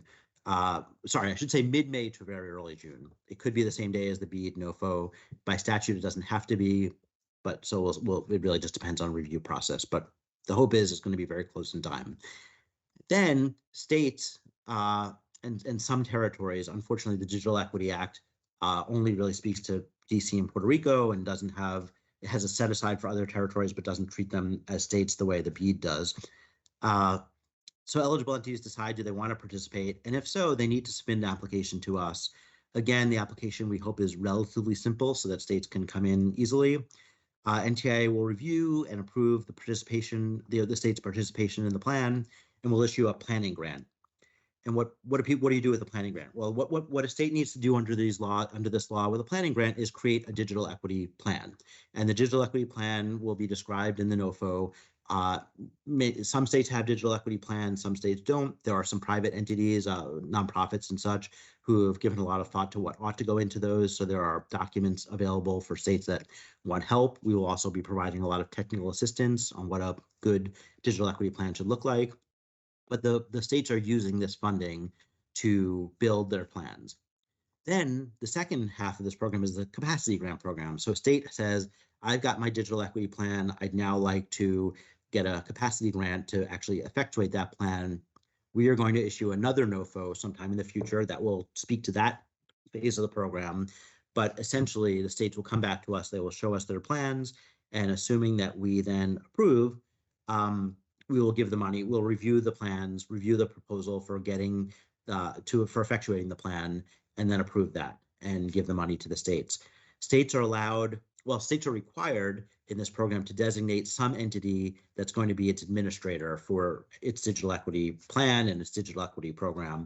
That entity can be an agency within the state or an office within the state, but it also can be a nonprofit or a bunch of other kinds of entities or some partnership or consortium. So if a state has a great nonprofit that does digital equity and wants to put that entity in charge of building its digital equity plan and effectuating it, it can do that. Also, when the capacity grants go out, the big money goes out here. It's not expected that the states will spend all the money themselves to do things. They will also, we expect, subcontract out and get other partners involved to build out and to effectuate the digital equity plan, put together training programs, put together workforce development, and so on. Okay, let's go to the next slide, please. Okay, well, I've done a lot of this. I apologize. I jumped the gun a little bit, but so again, the first piece of the program, $60 million. This is the planning grants. So the administering entity, which I just talked about, the list, you'll get these slides, but the list is in these middle set of bullets of entities that can serve in that role. And then eligible costs for the first round are developing the state digital equity plan and then making subgrants to entities that can assist in the development of the plan. Again, think of your nonprofits or your schools, et cetera. Sorry, I take back schools, but think of your nonprofits and other entities that are involved in digital equity issues. Let's go to the next slide, please. And I hit a lot of this one as well. This is the capacity grant phase of the digital equity state program. This is where we give out the $1.44 billion for states to implement the digital equity plans that they put together in the first phase. The eligibility and administering entity is going to be the same for both phases, which may mean that states should think about consortia or partnerships when they choose their administering entity, because it may be that the kind of entity you want building your plan is not exactly the same kind of entity you want to effectuate the plan. So we want states to think up front about what the right combination of entities is to build and effectuate these plans. Again, in order to get the capacity grant, a state has to have gone through the planning grant phase. And then there's a much broader set of uses for this, unsurprisingly. So updating and maintaining the plan is part of it, but then there's a lot of implementation. We want states to use this money to implement, to award subgrants to other entities who can do things to advance digital equity and inclusion within their states, report back on the success of the plan, and to assess their own efforts. So this is sort of state use this money, and whatever your particular digital equity gaps are in your state, go and address those. Let's go to the next slide, please. And then finally is the third program, the competitive grant program. That doesn't start until we begin awarding the state capacity grants. So that's a little while from now, after the states have written their plans. That's statutory. And this is a $1.25 billion competitive grant program. What that means is that we, NTIA, are giving these grants out directly. So entities will apply to us and will say, I want to do this digital equity activity, and we will have some sort of scoring rubric. There'll be a notice of funding opportunity released on this, probably, I would guess, sometime in 2023. And it would say, here are the things we care about, and we'll score applications based on. And we will just have individuals who are scoring applications and figuring out what the best set of applications is. And then we'll look at it for things like geographic diversity and ultimately issue grants directly. The applicants for these grants can be political entities. They can be agencies of the state or political subdivisions, et cetera. They can be tribes or native organizations, can be foundations, corporations, not-for-profits, community anchor institutions, local education agencies, et cetera. So there are lots of different entities that can come seeking this grant, and you might have a state employment office competing for money with a different state's nonprofit or a company in a third state. So lots of opportunity there for different kinds of entities to get involved in the digital equity game. I say game in it is not a game, but the digital equity process. So, and then eligible activities there: develop and implement digital inclusion, facilitate broadband adoption, making equipment and instrumentation and network capability, et cetera, available, key digital equity component. Building, et cetera, building public access computing centers and so on. So lots of different uses for this program as well. This is something that we'll really, I think, be talking about a lot in 23, maybe even into 24, but it's something to be looking at down the road. And part of the reasoning, I suspect, for Congress and how it phased this was we wanted people to be thinking about this after we knew what the state's plans were and we knew what gaps there were going to be maybe after the states implemented their own plans. Okay, let's go to the next slide, please. So I mentioned briefly the Tribal Broadband Connectivity Program was implemented by one of the prior COVID-related bills. It is, so the infrastructure law essentially gave $2 billion more to effectuate that program, which was, my understanding is, substantially oversubscribed, so it could use the additional money. So again, $2 billion more, and essentially relax some timeframes from the original bill, allowing grantees to spend some money for planning and feasibility and sustainability studies, which I think were not in the original bill and folks thought maybe should have been. And then the original bill had money reverting back to the Treasury if unused after a certain amount of time, and this kind of fixes that. I will confess, I don't work on this program, so I am much less expert in it. I apologize about that, but it's something that's very important. And you probably, if you're paying attention to Broadband, been hearing a lot about grants in this program in the last 6 months or so. Let's go to the next slide. For that program, eligible entities are tribal governments, tribal colleges and universities, Department of Hawaiian Homelands, tribal organizations, native corporations, and fairly broad set of uses here: broadband infrastructure deployment, affordable broadband programs, digital inclusion, broadband adoption. As many of you know or can imagine, if not, there's a significant equity gap on tribal and native areas versus non-tribal native areas, and there's an effort here to at least close that gap some, and maybe substantially. So let's go to the next slide, please.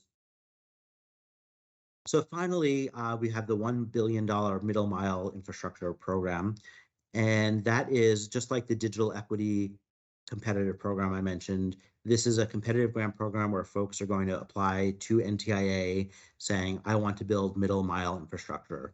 For purposes of this law, middle mile infrastructure is anything that doesn't touch the last mile, that doesn't touch the end user premises. So anything that's not last mile is middle mile.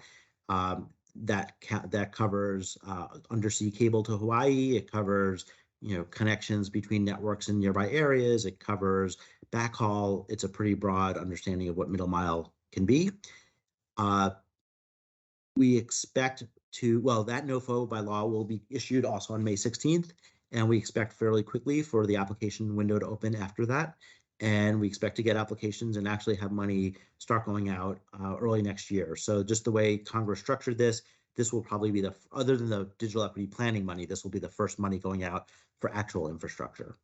And the Act contains several sort of requirements. You have to do one of these 5 and 2 of those 5. Program priority is to get this money, you have to meet at least 2 of 5 conditions listed here: adopting fiscally sustainable middle mile strategies, committing to offer non-discriminatory interconnection. I want to say that I would not be shocked. I can't say, but I would not be shocked if those 2 were made requirements across the board, because those 2 things are very important to us. It seems silly to fund a program that's not fiscally sustainable. So, and it seems it's been, at least since BTOP in the very late aughts, early 10s, it's been pretty standard for middle mile programs through and administered by NTIA to require non-discriminatory interconnection. So it's possible that those 2 will just be required. But under the statute, an applicant needs to promise to do at least 2 of these 5. Those are the first 2. And then the other 3 are identifying specific demand for middle mile interconnection in the area, identifying conditions or resources to speed up the project. Things like, I have a commitment from the locality to let me use the rights of way or to let me attach to poles, et cetera. And then the 5th is a demonstration of benefits to national security. That's a fairly broad category. We've received some questions about what that will mean, and I believe the NOFO will make clear it's broad. It could be a direct national security impact, like helping DoD, or it could be much more indirect, like improving resiliency for critical infrastructure. I can't say for sure because the NOFO has a lot of review to go through, but we are thinking about that broadly at the moment. Eligible entities also have to prioritize connecting unserved areas, unsurprisingly, and connecting non-contiguous trust lands, U.S. trust lands, or offering wholesale carrier-neutral service at a reasonable rate. And then interconnection in perpetuity on reasonable rates and terms. So this is intended, A, to cure deficits in middle mile connectivity, and B, to, in some cases anyway, create some resiliency and competitive pressure where there might not be where there might be a chokehold on middle mile in a particular area or on a particular route. And finally, let's go to my last slide, please. So again, I've hit some of this, but very broad with respect to who can apply for this. States or political subdivisions, tribal governments, tech companies, electric utilities, telecom companies, cooperatives, nonprofits, regional planning council, native entities, economic development authorities. So very broad who can compete for these. And the grant can be used for the construction, improvement, or acquisition of middle mile infrastructure, which again is something that's not touching an end user location. It can include leased fiber, inter-office transport, backhaul, et cetera, et cetera. It's tech neutral. There are some additional requirements. If the connection is fiber, there's a requirement regarding interconnection points, but the statute doesn't specify that the backhaul, or sorry, that the middle mile has to be fiber or wireless or anything else. It can be proposed to be anything. And I know I've said a great deal. I think that's it for the slides. I did see there was another question on timing, which I think was regarding BEAD. And his first two steps before the maps are released, is there expected timeline and deadlines for those? So the NOFO will come out on the 16th of May. I'm hesitant, does the current draft NOFO have dates for the initial plan, for example? It does, but I'm hesitant to say what they are just because this NOFO has a lot of review to go through until then, and I don't want to be on record saying that it's going to be something and then find out that it changed. We want to receive letters of intent very quickly. We'll have a window, but our hope is that we receive them very quickly. And for folks who want to start the 5-year plans, we want that to start quickly also, because the bottom line is we want to connect everyone, and people have been unconnected for too long. And we don't want to punish people. We want to recognize that different states and territories have different capabilities here, but we want to get moving. This is, our view is go time on getting broadband to everyone. I'm sorry, I can't be more specific on that yet. So I don't know if there are questions. Thank you, Russ. Sure. I believe there's questions coming. Dr. Adeline has a question. So I was wondering, with the money that goes to states, and I equate it to a gerrymandering process where they can put down that they're going to do underserved, but still have a bias in their plan to totally ignore another underserved. Is there any challenge process to the states so that they are considering all underserved and not just a particular underserved area? I want to make sure you're saying underserved, and you mean underserved rather than unserved? Yeah. So if the state is getting enough money to serve all of its unserved, it will have to serve all its unserved. And our analysis suggests that every state should have enough money to serve its unserved through some technology mix. So I expect we're going to require all unserved. The same is then true if we get to underserved, and our vision is that there's enough money to serve all underserved. So if there's enough money to serve all underserved, you can't just sort of not serve the area you don't like. Your question comes in when there's not enough money to hit all underserved, and it's a question of how is the state choosing among underserved areas. Because of the statutory preference for high poverty and persistent poverty areas, there will be at least a thumb on the scale for those areas and an inclination to serve those first. One thing I didn't mention in the presentation, which is worth mentioning, I guess, is the statute contemplates that there'll be some kind of required interaction between the state and its political subdivisions and communities within the state. We are, again, the NOFO is not final, so I can't say it's going to, but I will say if the NOFO were issued today, based on what I know the draft looks like today, it will be quite robust in requiring states to both engage with localities, engage with consumer groups and other groups within the state, particular groups that I mentioned in the digital equity context. We are going to be quite prescriptive about engaging with those groups, and then documenting the engagement, and where necessary, documenting why the state did not do what those groups asked for. So, we're very cognizant of the fact that often the state is run by a different party than the localities are. And that can be true for a blue state with a rural area within it, or a red state with an urban area within it. That's true, that's a bipartisan issue. And we want to make sure that the states are not playing games with who it's serving based on, the areas that it prefers. Now, ultimately, this is a grant to the state, and we're going to be somewhat prescriptive, but states will have some discretion. So, there's going to be times when, in the circumstance you lay out, where there's money but not enough money for all the underserved areas, where some people are going to say, well, we should have gotten that money rather than that entity, and where we'll come down to, well, the state had discretion, and within the bounds we set out, they were able to do that. That could happen. Super. Thank you very much. Appreciate Sure. it. Sure. Not seeing any other questions at the moment.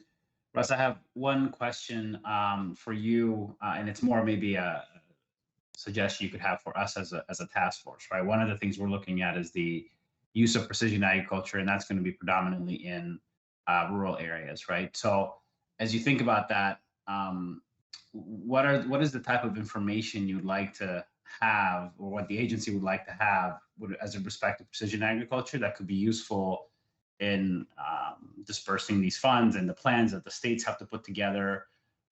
Because, it's a little bit of a different area, right? So you may have the household, which is unserved, which that's job number one, or underserved, and that may be job number two. But now from that household on a farm, in a rural community, you want to be able to broadcast a signal so they could use broadband capabilities, on row crop areas or on ranches and things like that. Yeah, it's a great question. And, unlike RUS, which is very focused on the kinds of areas you're talking about, we have just by nature of our mission, have a broader view and less expertise in that specific area.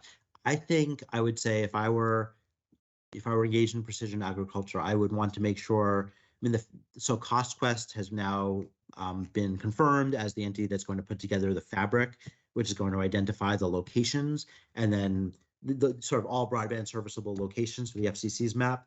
And then the FCC is going to take data from the providers to see who provides what service where. I'd be very interested in both steps of that process, making sure that the CostQuest fabric accounts for the farm or the entire area, and is not just looking at the residents on an area. And then I'd want to make sure that the providers are providing accurate information regarding service to a particular area.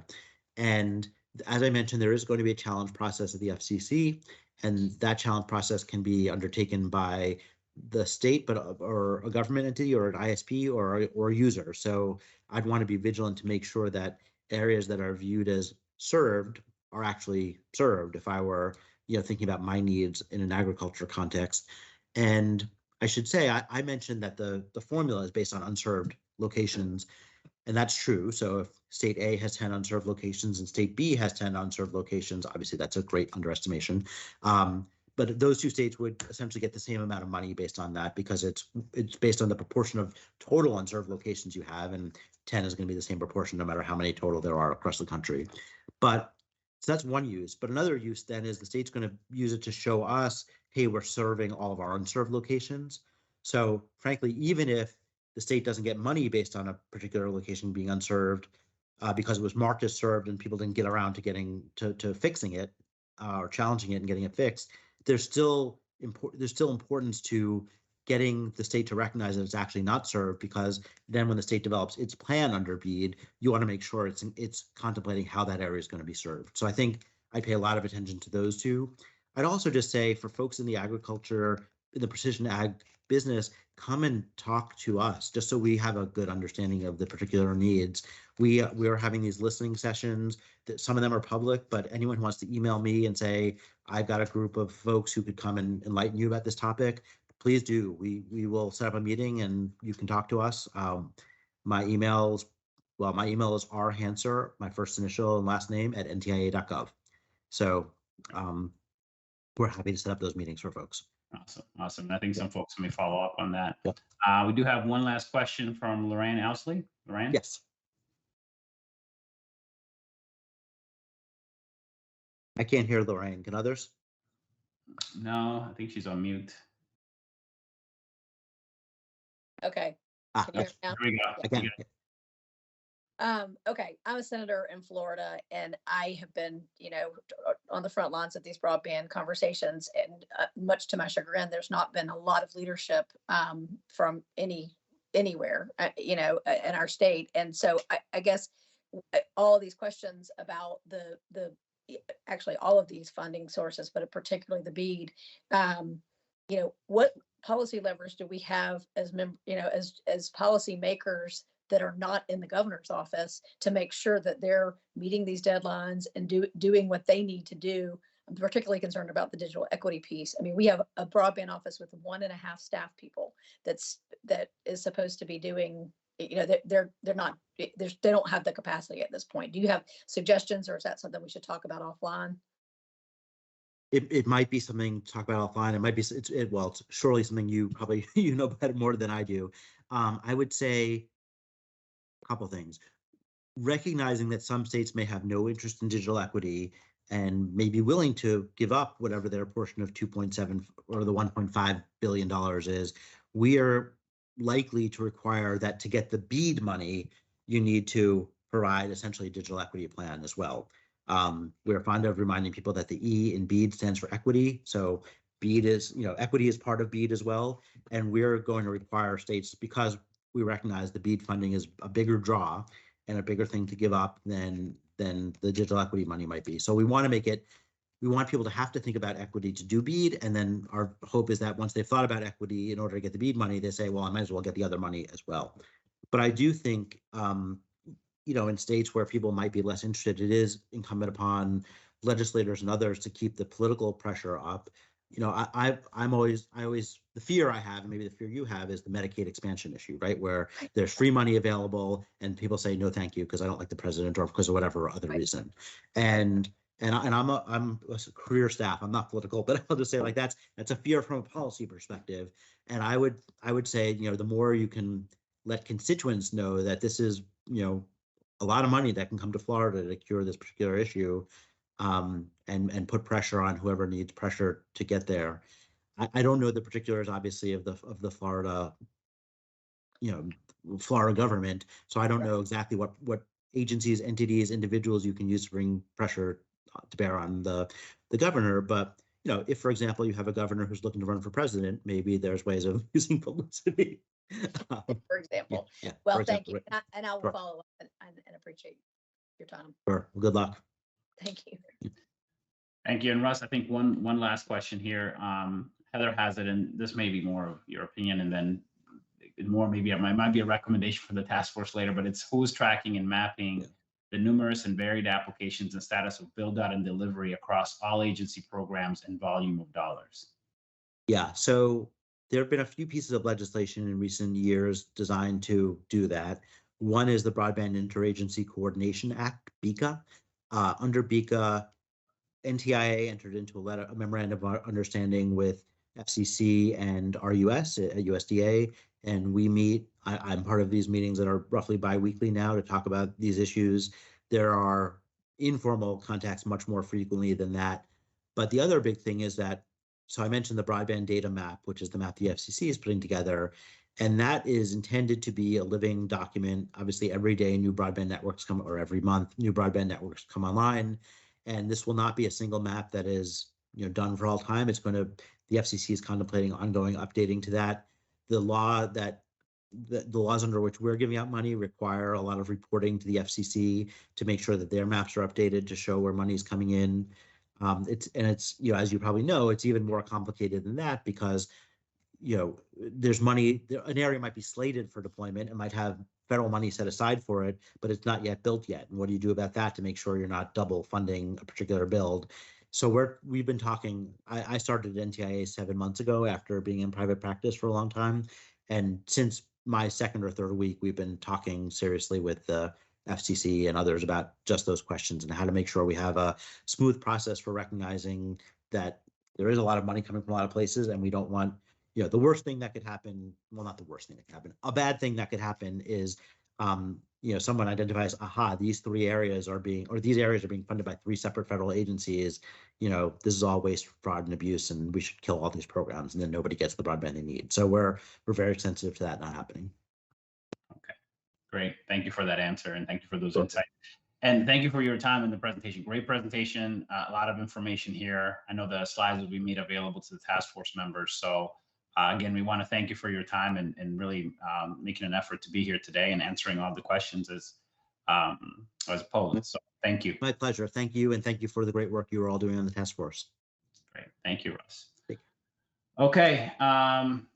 This last presentation takes us to our lunch break. We're running a few minutes behind, but I thought those were great questions and great answers. So so it's worth going over a little bit, and we can eat into a little bit of the lunchtime. So let's break now and get back together at 1:15 p.m. Eastern. So that is about 51 minutes or so from now. And then just like before, we will reconvene and do a countdown and get started again. So have a great lunch and see you in a little bit. Thank you. Thank you.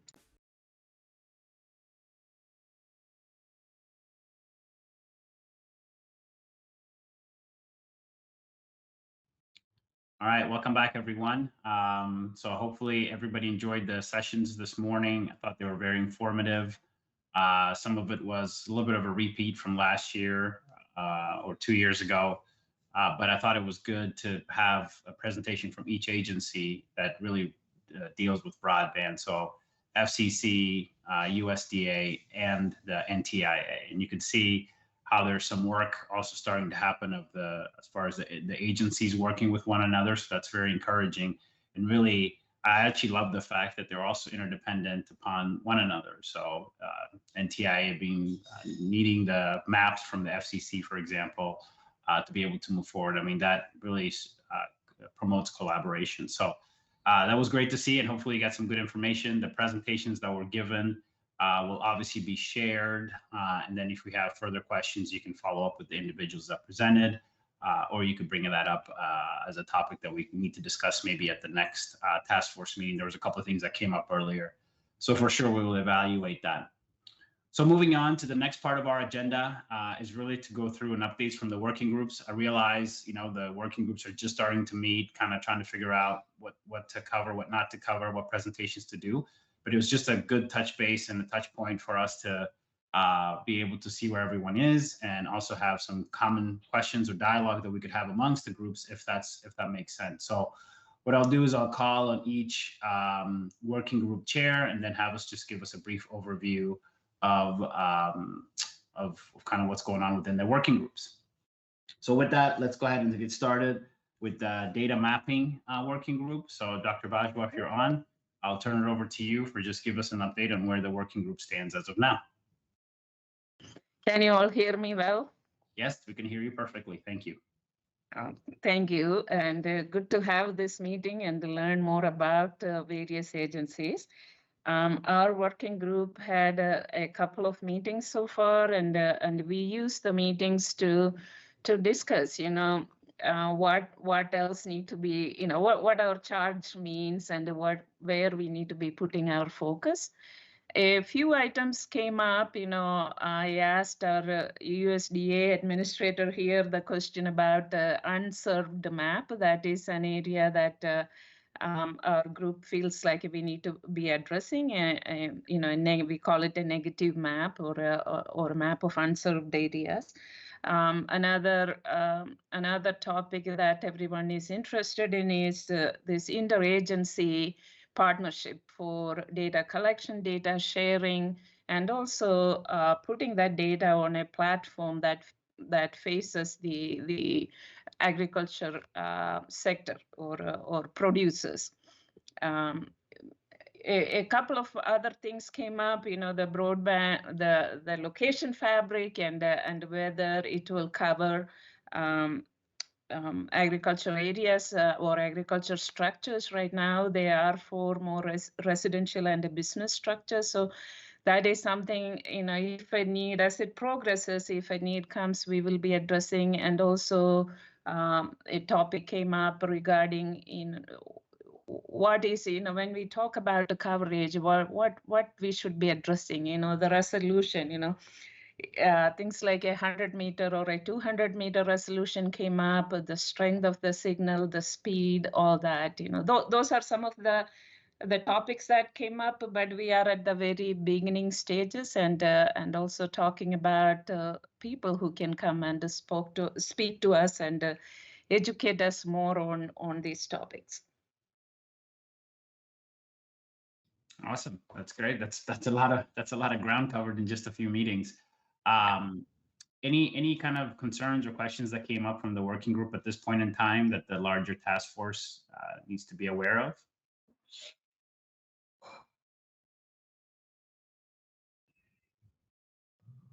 Dr. Bajo, are you able to hear my question? Yeah, I can. Did you ask any question, Teddy? Oh yeah, sorry. So yeah, maybe it didn't come through. I was going to say any questions or concerns that came up from the working group that the task force needs to be aware of at this point in time? I think, Elizabeth has addressed that question. There was some concern that in the charge, there is nothing about, USDA. USDA is an important partner there. Um, and Elizabeth addressed that concern really well. And another area that was discussed was, the farm bill discussions are beginning, and how our work, what we should be addressing the policy side of things. If we need to be collecting more data or doing more things, resources will be needed, and we need to be addressing that side of things. And as and when it will be discussed, I think we will be working with the policy group as well. Great, awesome. That's good to hear there.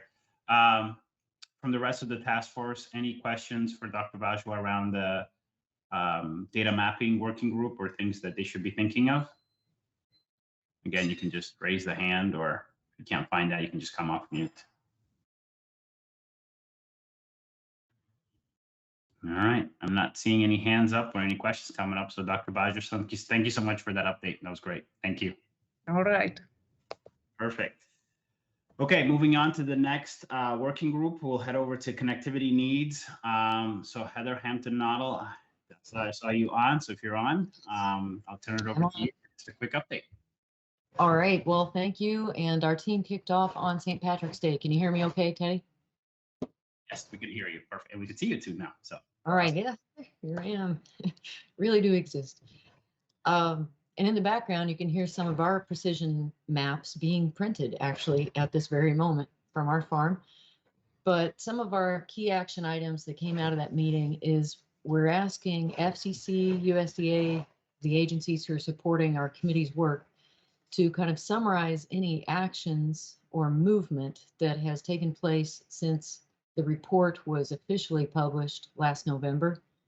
And I think John or Robert, somebody from our team representing FCC, had provided, they'd already started on kind of a grid saying, here are the recommendations, and with a couple columns to say maybe which agency or entity has taken an action and what that looks like.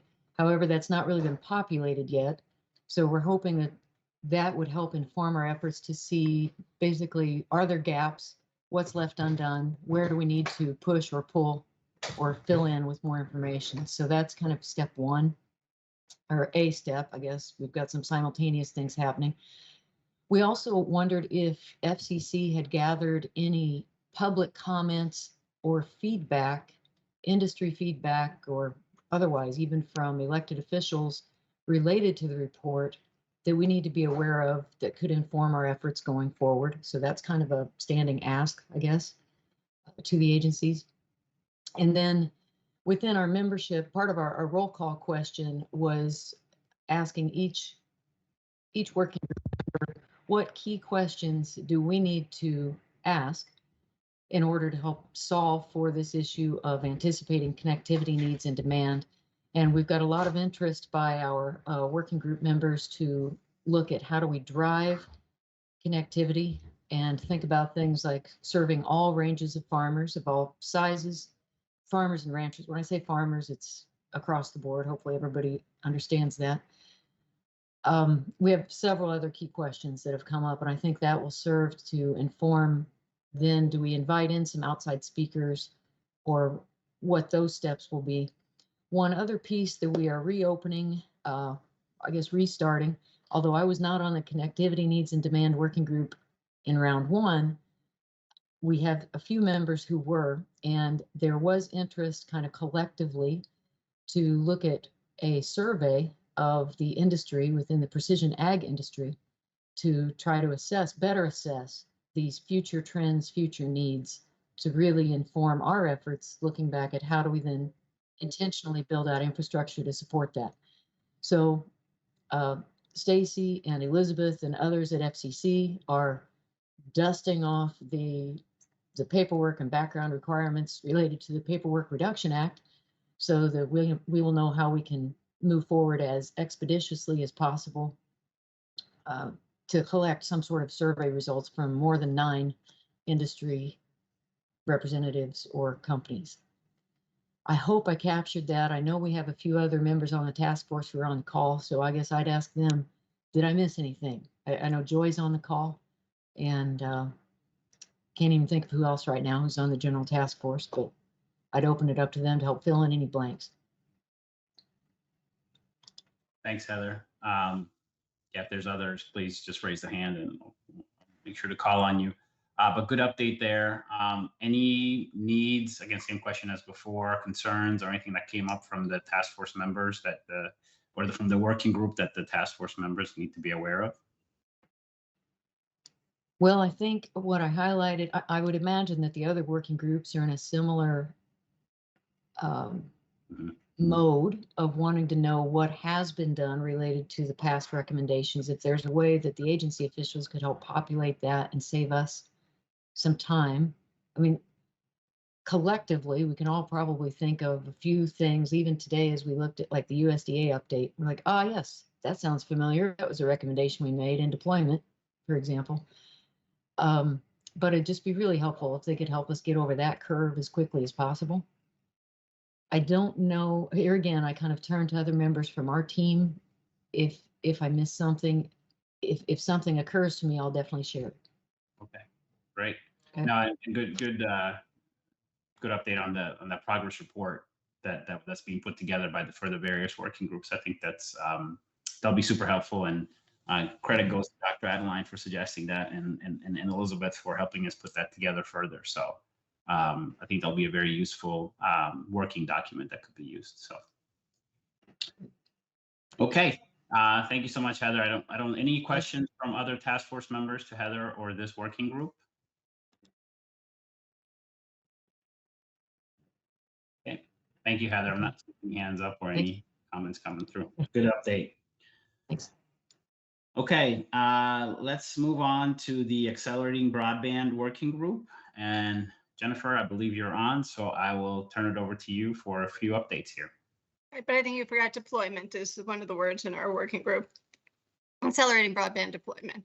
Accelerating broadband deployment, yes. So that's why I wasn't sure. I was like, is that really my group? But anyway, Teddy, thank you so much.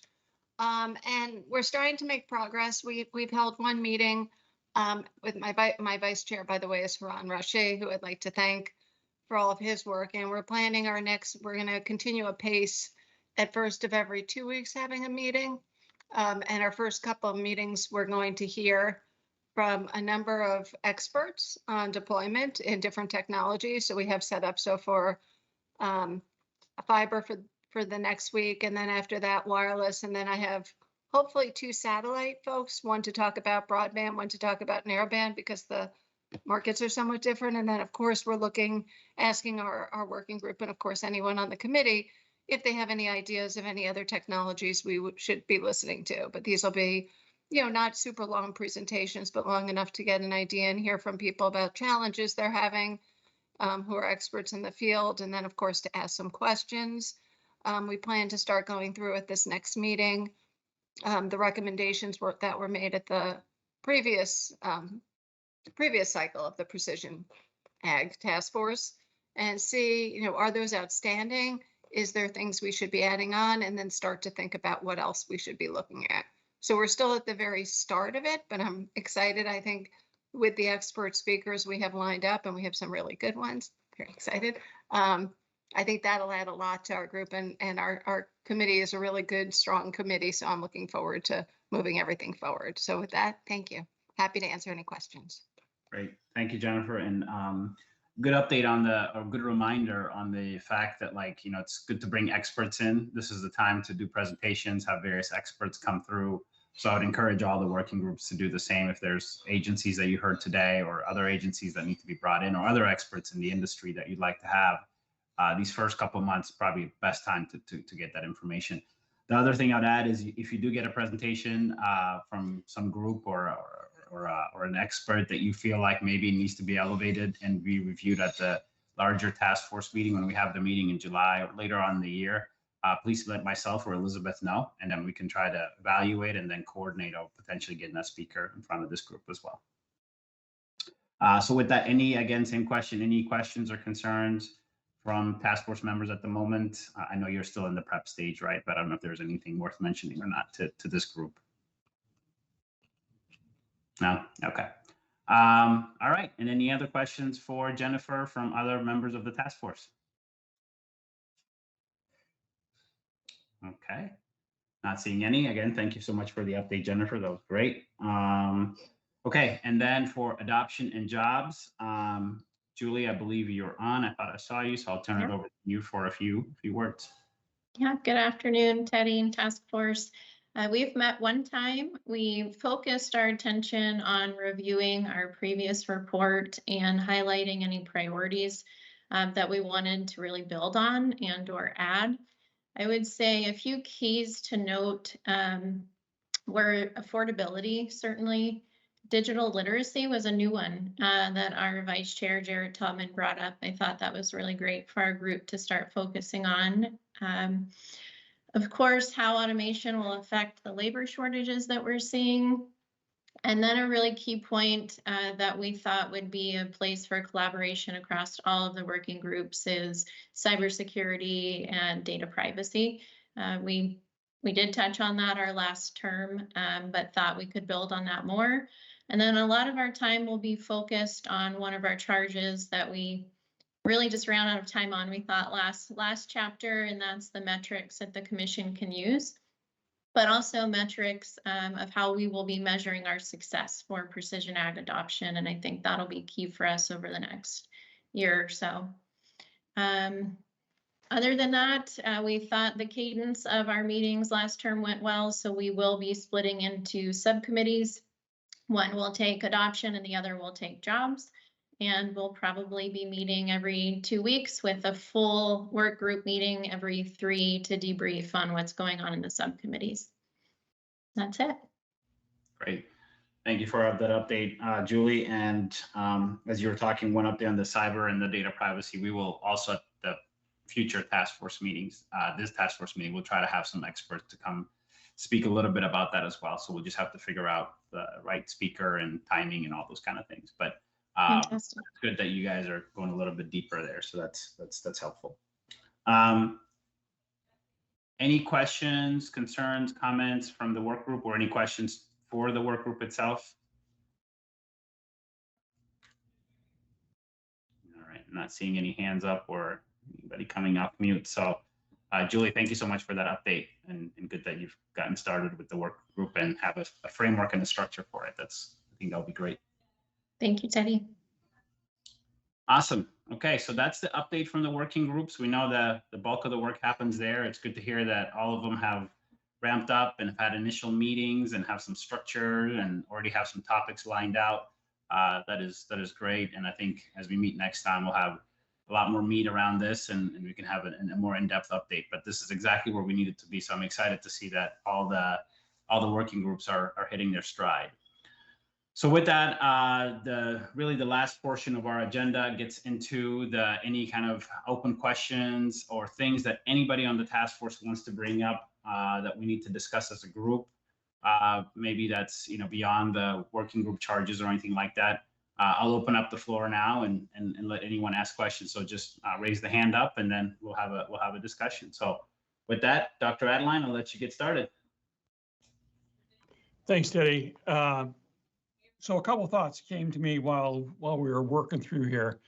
One, I heard the agencies all use unserved and underserved. It would certainly be good. Are they using the same definition?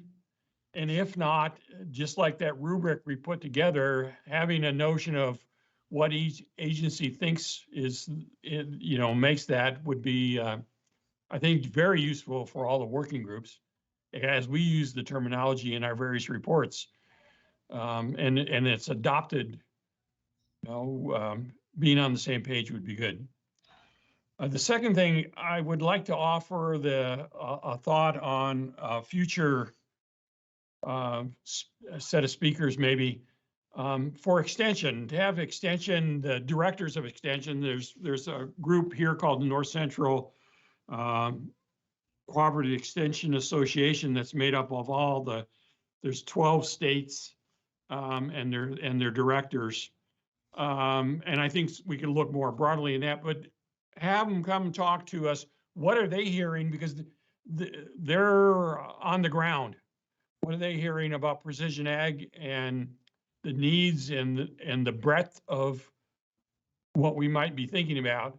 It's easy to think about corn, wheat, soybeans, cattle, hogs, and sheep. But we need to think more broadly in that, because agriculture itself and agriculturalists are quite diverse in the various products that they're producing for us. And I think that group has the potential to enlighten us going forward. Okay, it's a great suggestion. So let that down. Two good suggestions. Other discussion items for anybody else from the task force? Andy, I see you have your hand up. Please go ahead. Thanks, Teddy. I was in a presentation a few weeks ago from the folks from Pew Charitable Trust about their broadband education and training initiative. And I think it links well to actually a question this morning about some states' progress towards implementing broadband plans. And in my home state here in Pennsylvania, this is a new initiative.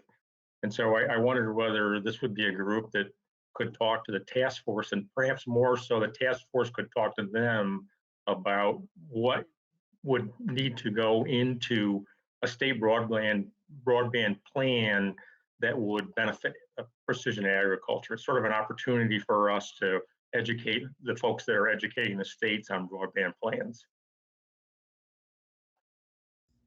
Yep, good suggestion. Again, we can follow up and we can get maybe someone from that organization that can come present. So note that down. Thank you for that suggestion. Other comments?